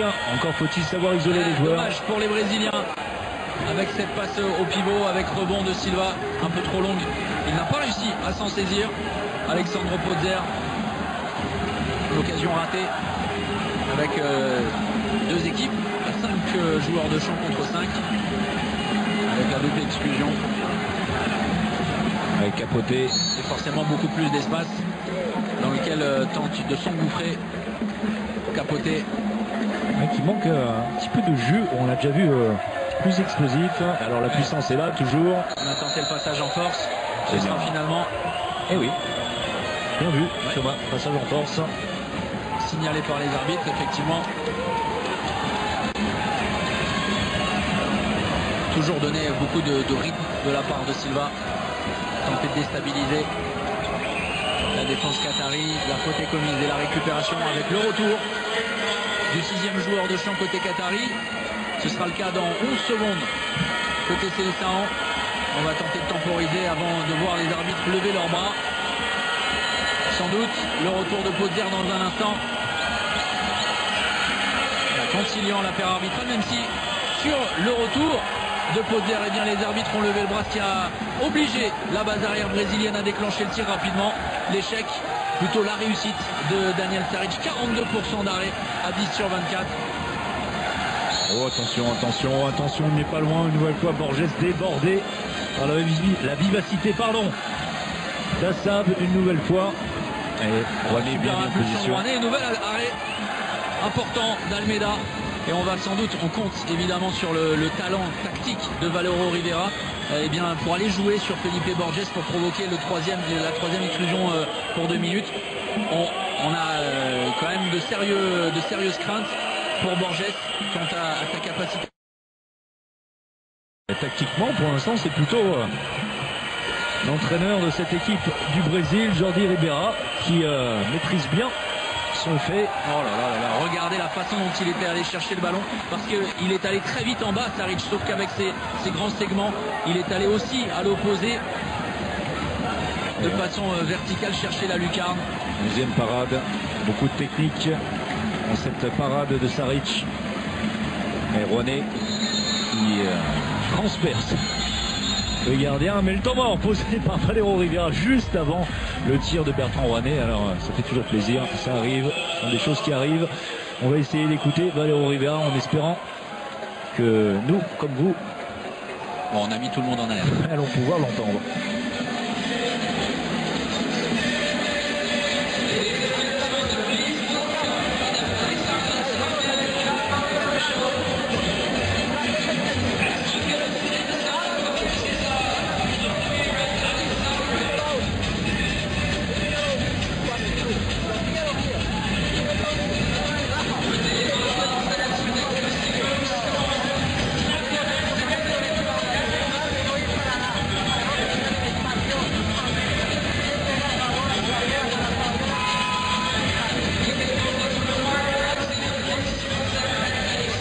Qu'on a vu une perche, un micro. En revanche, concernant la commutation, donc c'est un peu plus délicat. Il y avait une perche, on n'est pas sûr qu'il y avait un fil. Mais malheureusement, dommage, toujours intéressant ces temps morts. Évidemment, aussi quand Valero Rivera prend la parole. Et tout simplement également pour voir de quelle langue il se sert pour s'exprimer. C'est toujours un problème en club avec les joueurs étrangers qui ne comprennent pas la langue qu'on utilise assez bien fait. Alors c'est du jeu très classique, et Ben Ali, la finition, c'est bien fait. Voilà une petite séquence à 3 sur un coup franc. Markovic qui sert parfaitement Youssef Ben Ali. Beaucoup utilisé, et ça c'est vraiment quelque chose de surprenant. On a très peu vu Borja Fernandez sur le poste de pivot. Le retour de Pozer, de Silva en attaque. On a effectué les changements. On appelle la combinaison.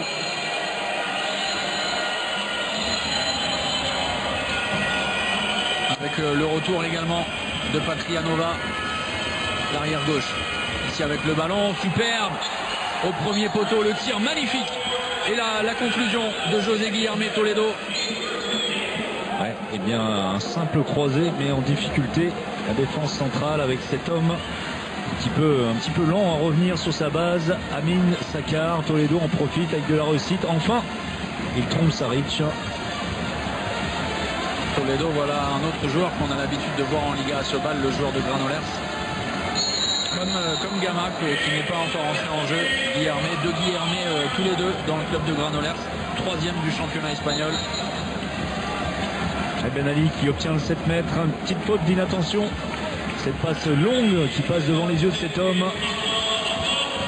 Texera et Ben Ali qui obtient une nouvelle fois un jet de 7 mètres. Bonne partie de Ben Ali jusque-là. On vous l'a dit, hein, le seul joueur d'origine tunisienne resté dans cette sélection qatari. On vous dira pourquoi un petit peu plus tard. Et il a été très bon depuis son entrée. César Augusto Almeida. Il se présente face au meilleur buteur de cette rencontre. Et la conclusion de Asabala. Dommage pour Almeida qui touche le ballon avec la jambe droite. Malgré tout, ça rentre en faveur des Qataris. Et 6e but déjà pour Mahmoud Asabala. C'est le double du meilleur buteur de l'équipe du Brésil. Même s'ils sont plusieurs, Silva, Podzier et Choupa, qu'on n'a plus vu depuis le début de cette deuxième période. La récupération qatari. Belle défense de Ben Ali qui se met en évidence. Voilà, l'occasion de s'offrir une contre-attaque avec Felipe Borges qui va prendre son temps et qui manque totalement.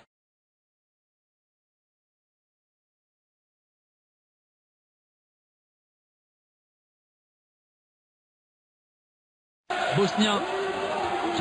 Dommage, l'occasion pour Borges. Vous voyez, Rouanet qui évite de toucher évidemment le joueur brésilien. Tir croisé, ça passe à côté. Ah, c'était l'occasion pour les Brésiliens de recoller à 2 buts.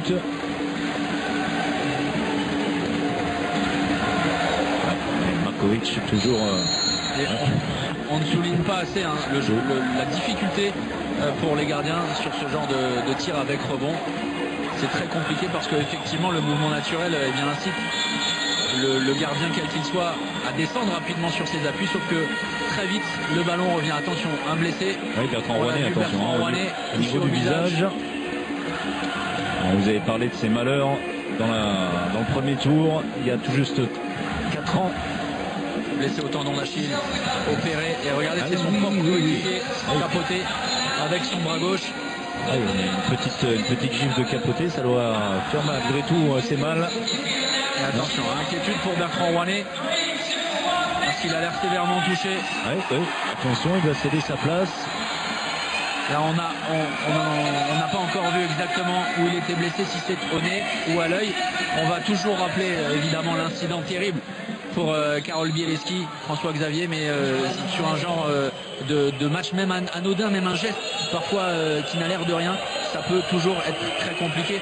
Racontez pour ceux qui ne le connaissent pas, Karol Bieleski. Le Polonais Karol Bieleski qu'on a vu à l'image pendant la cérémonie d'ouverture, l'un des plus grands arrière-gauche, en tout cas en jeune, le meilleur. Une belle défense, on va rester Silva une nouvelle fois, Silva, mais Saric. Énorme. C'est énorme. On va suivre la contre-attaque, après on reviendra sur ce terrible accident. Une nouvelle fois, on essaie de déborder sur un intervalle externe avec Karol Bieleski qui a tout simplement perdu un œil malgré les efforts des Rhein-Neckar-Löwen, le club dans lequel évoluait à l'époque le Polonais. 3 opérations très lourdes et on n'a pas pu sauver l'œil de Bieleski qui continue à jouer maintenant sous les couleurs de Kielce et en équipe nationale. Ça s'était passé dans un match face au Croate Josip Valcic qu'on retrouvera également sur ce championnat du monde qui avait mis tout simplement un coup de coude à Karol Bieleski. Voilà pour la petite histoire. Mais Misevic, regardez la roucoulette, ça ne prend pas suffisamment d'effet et ça passe à côté du but d'Almeida. Une poche de glace sur la pommette gauche autour de l'orbite gauche de Bertrand Rouanet sur le banc en bas de votre écran, juste derrière Valero Rivera que vous avez aperçu. Le nouvel arrêt de Daniel Saric. On vous donne évidemment des nouvelles de Bertrand Rouanet qu'on tentera d'avoir à notre micro tout à l'heure avec Xavier Hamel en bord du terrain. La tentative de Santos, un peu décevant pour l'instant. On attendait plus de Santos. C'est Silva vraiment qui se met en évidence.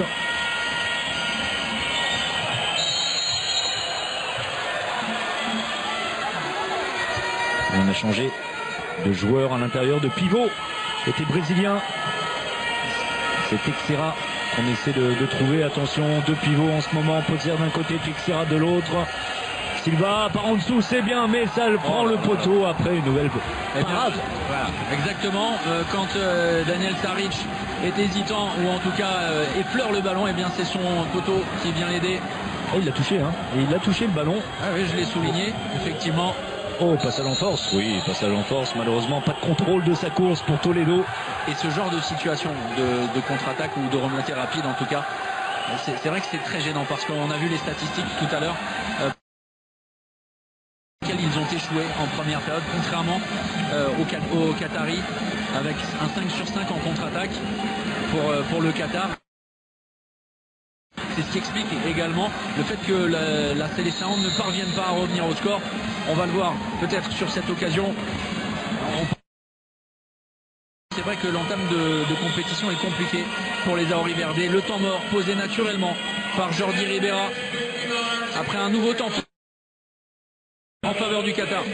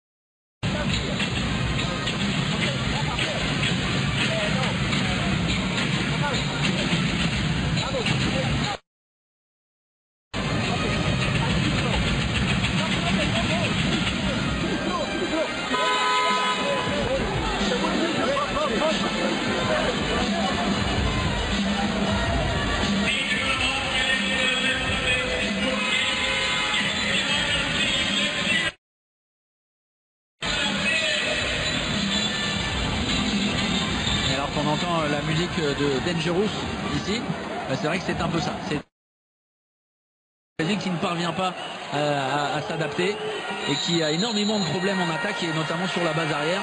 C'est vrai que c'est en tout championnat du monde assez faible. On est assez étonné alors que il y a très peu de changements par rapport à 2013 et que finalement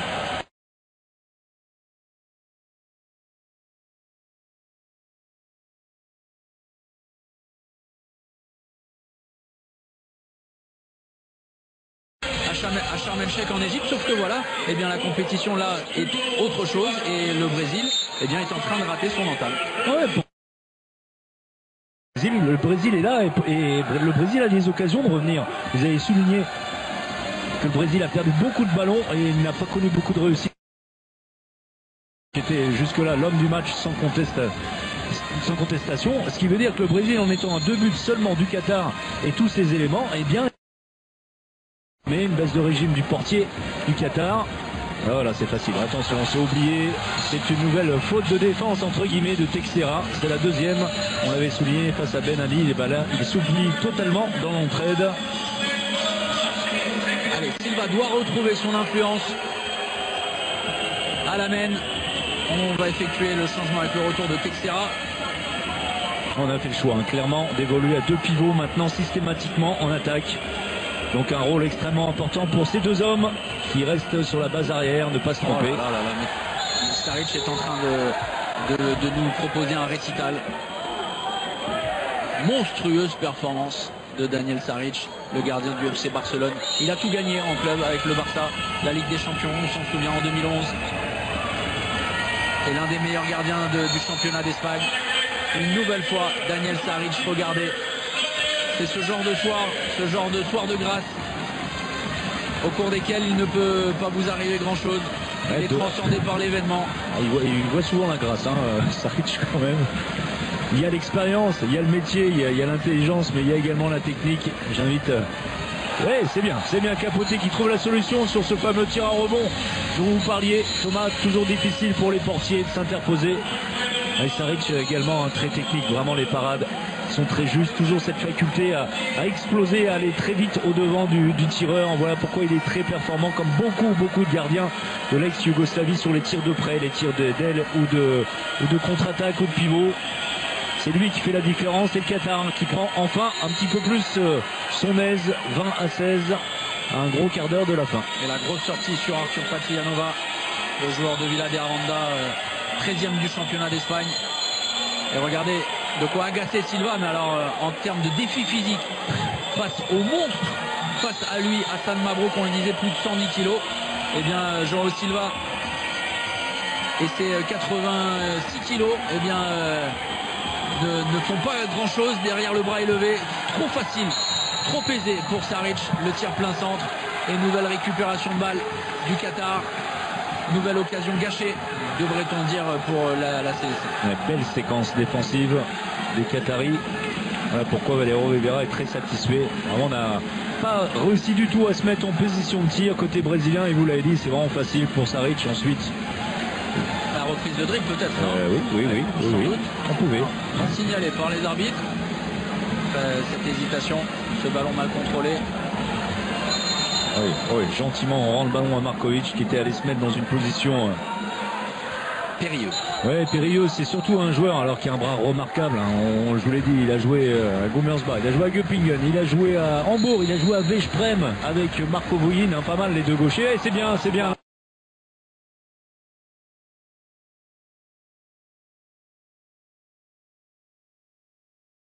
Qatari, après cette sortie du ballon en touche. Il a attendu le dernier moment pour exploser avec sa main.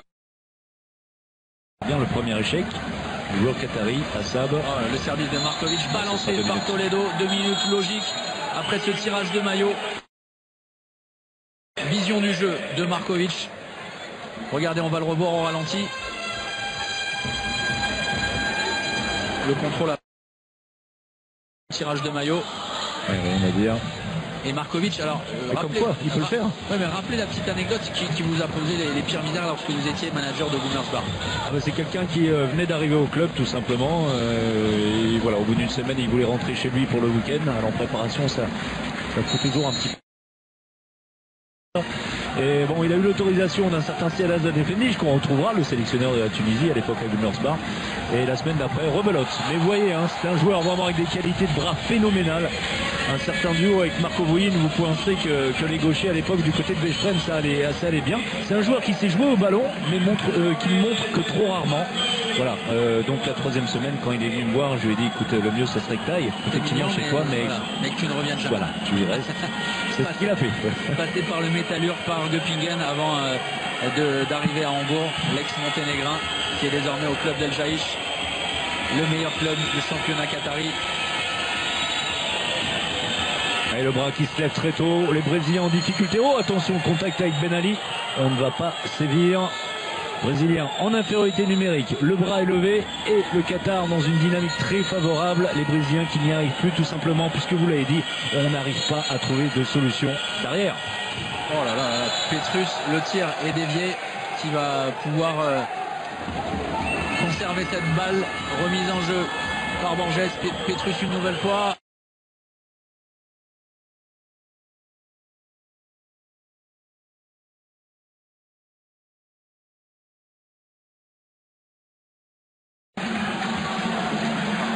Sur laquelle est venu buter Fabio Ciuffa.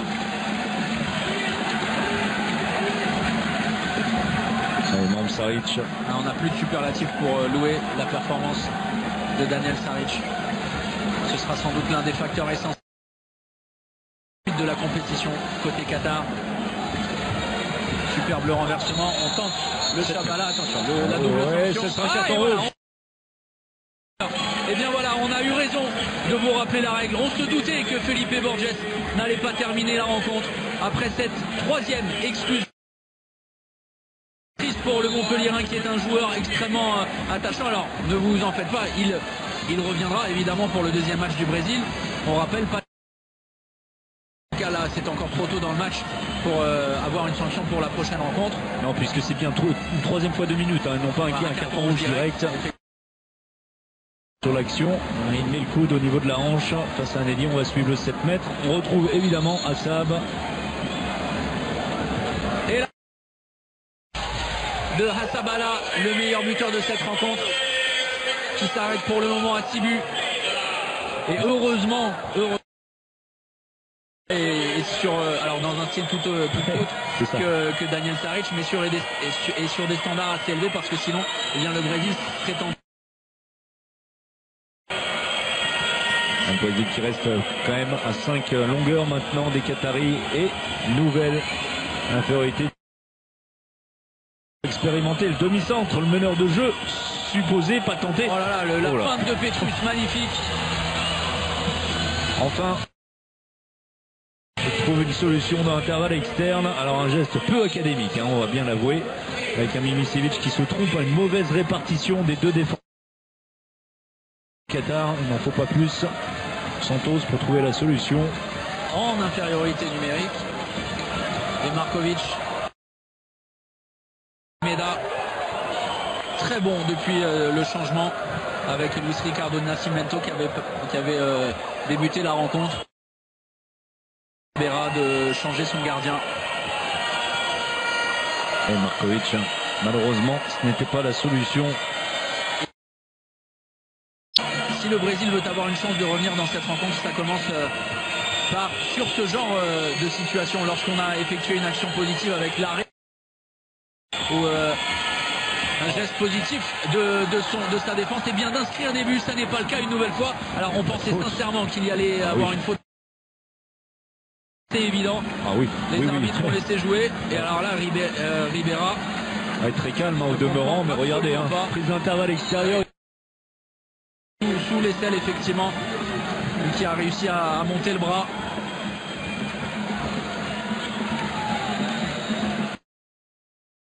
Regardez la passe de renversement et Capote qui se trompe. La solution était soit sur son aile, soit à l'intérieur. On a vu le pivot qui avait pris à l'intérieur. Malheureusement, Capote qui va provoquer un passage en force. La Capote. Voilà, c'est ça. Allez, Santos pour... Petrus. Dos Santos. L'un des meilleurs joueurs du Naturus, la Riora. Au PSG. Petrus à la Riora. Ouais.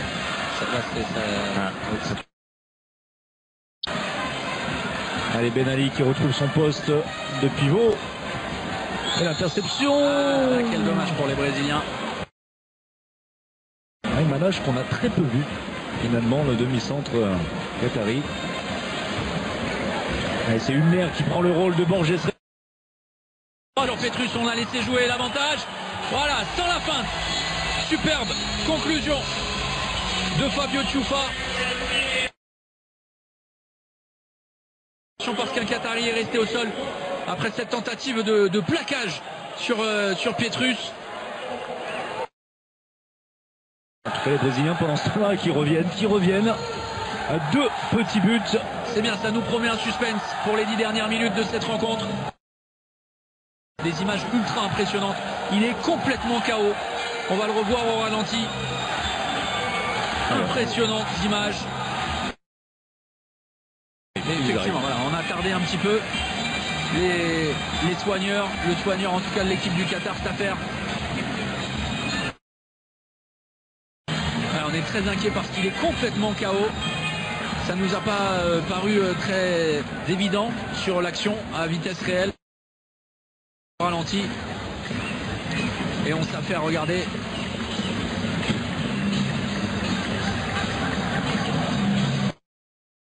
Extrêmement inquiétante ces images. Il a perdu connaissance, vous le voyez.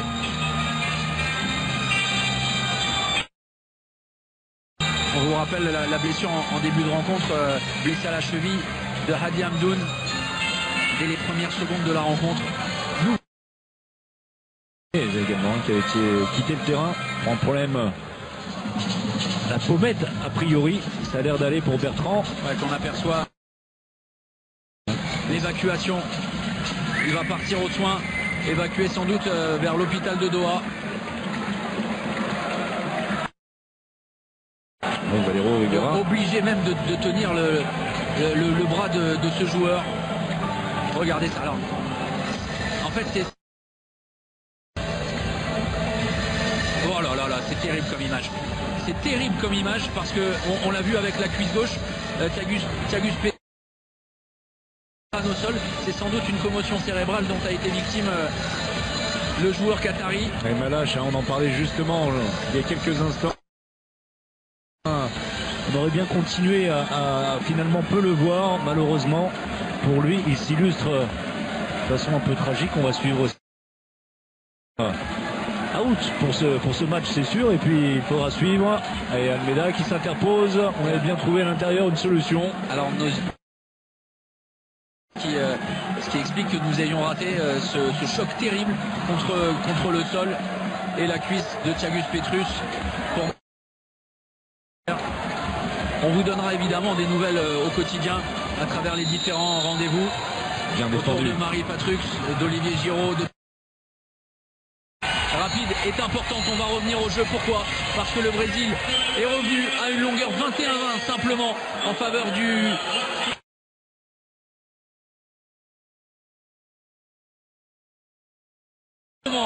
Hadi Hamdoun, on l'a dit, et Manache évacué sur civière, et bien de parer au plus pressé. Et regardez l'image de Felipe Borges, exclu de cette rencontre pour une troisième exclusion temporaire de 2 minutes, un carton rouge. Et bien 3, le suspense est total à 8 minutes 30 du terme de la rencontre.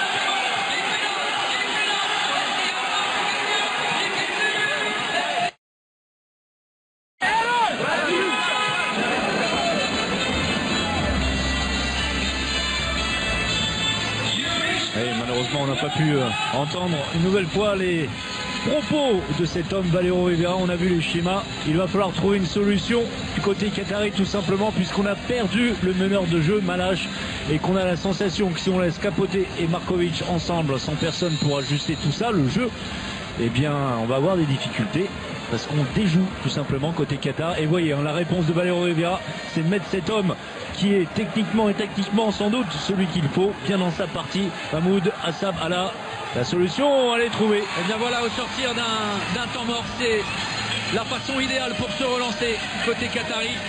Après des atermoiements, des interrogations, et on parlait de cohésion énorme pour l'équipe du Qatar, de vivre ensemble. C'est vrai que depuis le début novembre, eh bien, au cœur du mois de décembre, on a assisté à 2 stages intensifs en Espagne, mais c'est vrai que depuis un an, cette équipe vit ensemble. Tout a été fait après la fin du championnat et des coupes nationales en juin dernier, eh bien, pour mettre à disposition tous les joueurs pour Valero.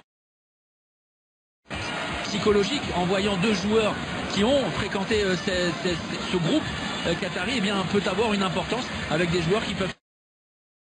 La nouvelle, Thomas, c'est que Malache va mieux. Alors, il n'est pas encore en super forme, hein. Il va pas aller en discothèque ce soir a priori, mais il est passé devant nous, il est conscient, en tout cas il marche. Une poche de glace sur le crâne, mais il a rejoint ses collègues. Oui, mais alors je ne veux pas parler d'un sport que j'aime par-dessus tout, qui est avec le protocole pour ce qui semblait, en tout cas parce qu'il a perdu connaissance, être une commotion cérébrale, est extrêmement rigoureux. On n'ose pas imaginer un seul instant. Ce serait prendre des risques évidemment trop importants. On va sans doute lui faire passer un scanner pour voir, parce que vous le savez, une commotion cérébrale à l'intérieur de la boîte crânienne. Voilà, en tout cas on ne va prendre aucun risque, surtout si on a l'avantage au score, 22-20 toujours, et peut-être un avantage avec le but. Et bien voilà, là aussi c'est une autre très bonne nouvelle de Bertrand Rouanet.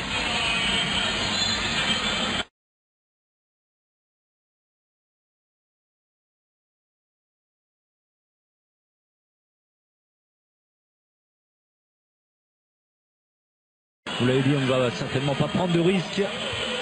côté Qatar. Et bien comme à chaque fois, hein, les Brésiliens qui se sont rapprochés un tout petit but ont manqué. Et bien le Qatar réagit. Pour l'instant procède par réaction plus que par action. En tout cas il aura du mal à s'envoler dans ces dernières minutes.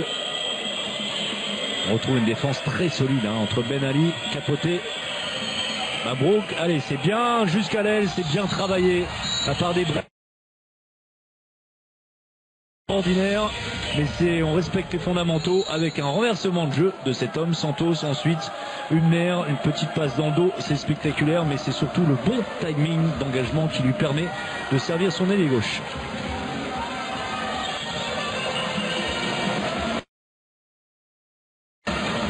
Allez, on joue à 2 contre 2, situation classique.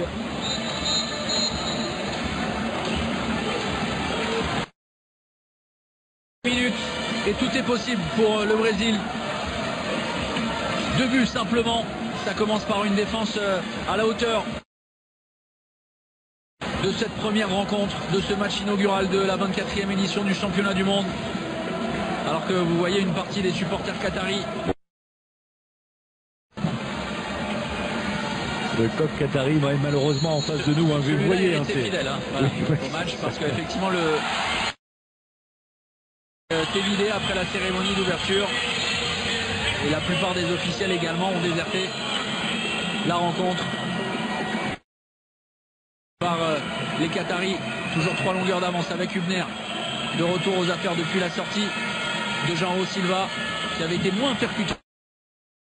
Il pousse Xavier Petrus pour tomber une nouvelle fois sur le colosse de cette équipe du Qatar, Hassan Mabrouk. Il y a des coups à jouer alors pour l'avenir. À l'avenir, attention là, il va être puni peut-être Mabrouk, non? Parce qu'il était en situation de tir. Suppu être 2 minutes d'exclusion. Sudu, presque. On va le revoir. Mabrouk qui va céder de son genou droit, ce qui est toujours désagréable. Il y avait un spécialiste qu'on a eu interview pour ce geste, Didier Dinard, l'entraîneur adjoint, et avant lui un certain Pascal Mahé, le papa de vous savez qui. Attention à ces transmissions trop hautes. Et on s'est emmêlé les pinceaux côté Abdulzak Mourad, l'un des Qataris, pure souche de cette équipe. Dans un moment important alors qu'on entre dans le Money Time, eh bien l'homme du match est en train d'écœurer les tireurs adverses. Allez, face à Pacheco. Regardez, on a trouvé la solution à intervalle externe. Il y a une faute un petit peu avant, mais Saric, regardez, il est à 4 mètres de ses buts, Saric, et il exécute le geste juste. Voilà pourquoi je vous dis que techniquement, il est intéressant de regarder ce gardien.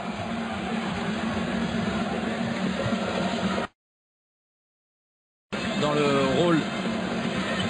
Et Capote, en puissance, Capote qui trouve la solution. Oui, maintenant, ça va être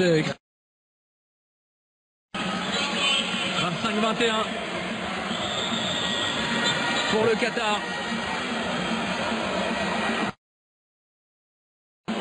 Par Jordi Ribera. Les Brésiliens en immense difficulté.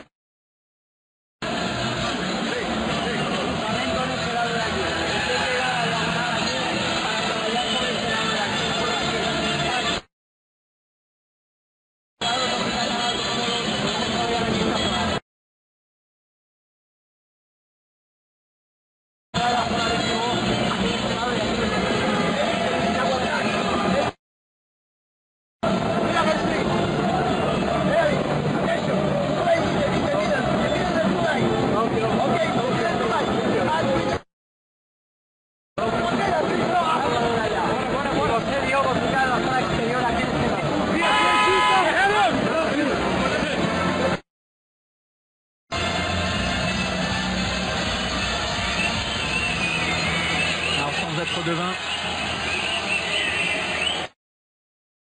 J'imagine que Jordi Ribera a dû insister sur les valeurs défensives parce que alors qu'il ne reste,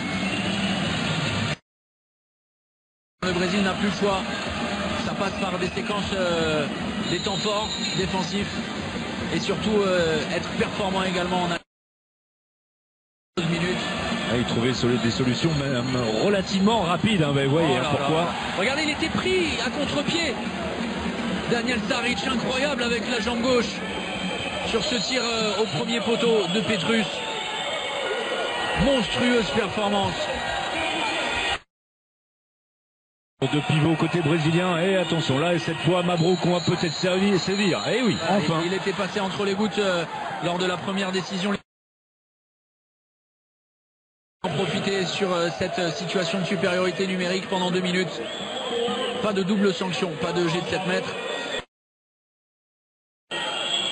En espérant, pourquoi pas, trouver un décalage. Allez, une aire qui va se positionner. Et ça, c'est très mal joué. On retourne secteur intérieur et on n'a pas trouvé de solution. On avait même l'occasion d'effectuer un renversement avec Silva côté gauche. Oh, c'est à ce moment-là, Carosso qu'on n'avait pas vu de la partie. Avec défense très très haute évidemment du côté. Ça semble quand même bien tard. 3 minutes à jouer, 4 buts d'avance pour le Qatar et la solution Markovic. Et bien voilà, c'est limpide. Et le Qatar va très certainement s'imposer dans ce premier match, dans son mondial. On vous l'a dit, l'une des sensations annoncées, l'un des outsiders énormes. Après la France, après le Danemark, après l'Espagne. On retrouve dans le rang des bookmakers, parmi les favoris, le Qatar. Oui, qui malgré tout, par Potser, il faut au moins ça pour battre Saric. Malgré tout, alors on tirera des enseignements un petit peu plus tard. Le Qatar n'a pas du tout, c'est une défense très très très solide, ça c'est vrai, mais très lourde également. Il y a beaucoup de coups à jouer, des 1 contre 1, des 2 contre 2. De le faire avec de la vivacité, parce que vraiment on a des joueurs très lourds. Et puis à part Daniel Saric, c'est Memisevic qui trouve la solution. Avec l'accélération. Et en attaque, franchement, ça n'a pas impressionné du tout, même si c'est lourd. Hein. Vraiment, on sent les joueurs prêts physiquement. Il y a une certaine... Il y a beaucoup de jours passés ensemble. Saric, voilà. Et il y a cet homme. Dans ses œuvres, Daniel Saric qui est déjà un candidat sérieux, même premier match au titre de meilleur gardien. Alors s'il est sur ces bases-là durant tout le mondial, ça va être très compliqué d'aller le chercher. Thomas, je ne parie pas, mais vous savez que si j'avais quelque chose à parier, je vous dirais que le prochain sur le terrain, le prochain match, ce sera Goran Stojanovic dans les buts. Voilà, de toute façon. On vous l'a dit, on vous l'a dit en introduction, on peut compter du côté du Qatar sur 2 gardiens très très très bons.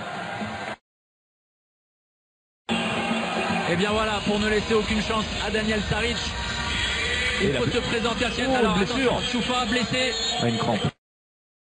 Voilà, que ce ne soit qu'une simple crampe, effectivement. Mais sur les appuis, regardez sur la contre-attaque. Il a pris tout son temps. Ou alors simple crampe. Non, ça a l'air d'être heureusement une crampe. Les organismes qui ont... Mais c'est assez étonnant de voir un joueur souffrir de crampes alors que pourtant Choufa n'a pas participé à l'intégralité de la rencontre. On a effectué... Bon voilà, on va se poser non pas des questions quant au physique et à la préparation physique, mais c'est vrai que c'est assez étonnant. Voilà, là. Le voyage depuis le Brésil. Bien sûr. Pourtant pas de problème de chaleur, hein. C'était aussi une question, mais pas du tout de problème de chaleur. Même si on s'est posé... on était juste à côté pour les matchs de préparation à Sharm el-Sheikh, la station balnéaire, avec une victoire contre l'Arabie Saoudite notamment. Ouais, c'est bien fait. C'est bien fait techniquement. Bravo, vraiment très bon match de cet homme. Assab. Très performant que ce soit la finition et là dans la construction. Cette passe pour son ailier gauche. Et bien voilà, le Qatar est la première équipe. Une victoire dans son mondial. Première forcément provisoire du groupe A. Et on vous le disait dans l'histoire, la 5e Qatari n'avait remporté que 4 succès simplement contre l'Australie, contre le Groenland et contre le Chili. Et bien voici la 5e victoire dans cette salle de Lusail, devant son public. Le champion d'Asie pour la première fois en février dernier, il y a presque un an. Les Jeux asiatiques qui eh bien, confirme son statut d'outsider. Victoire 28-23 du Qatar à domicile. Victoire logique, entame de match parfaite. Daniel Saric, monstrueux. Voici.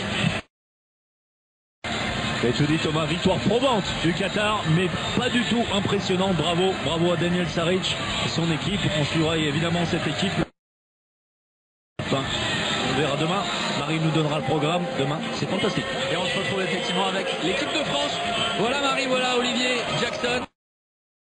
On va parler en tout cas, il a été très bon lorsqu'il est entré. On a été rassuré quant à la blessure de son œil, la pommette, l'orbite. Pas de souci là-dessus. Bertrand du deuxième match. La victoire du Qatar, leader provisoire donc de ce groupe A et 5e victoire dans son histoire en championnat du monde. Donc pour le Qatar, pour son entrée en lice dans son mondial ici à Doha, 28-23, c'est donc le score final, mais le Qatar a été bien embêté.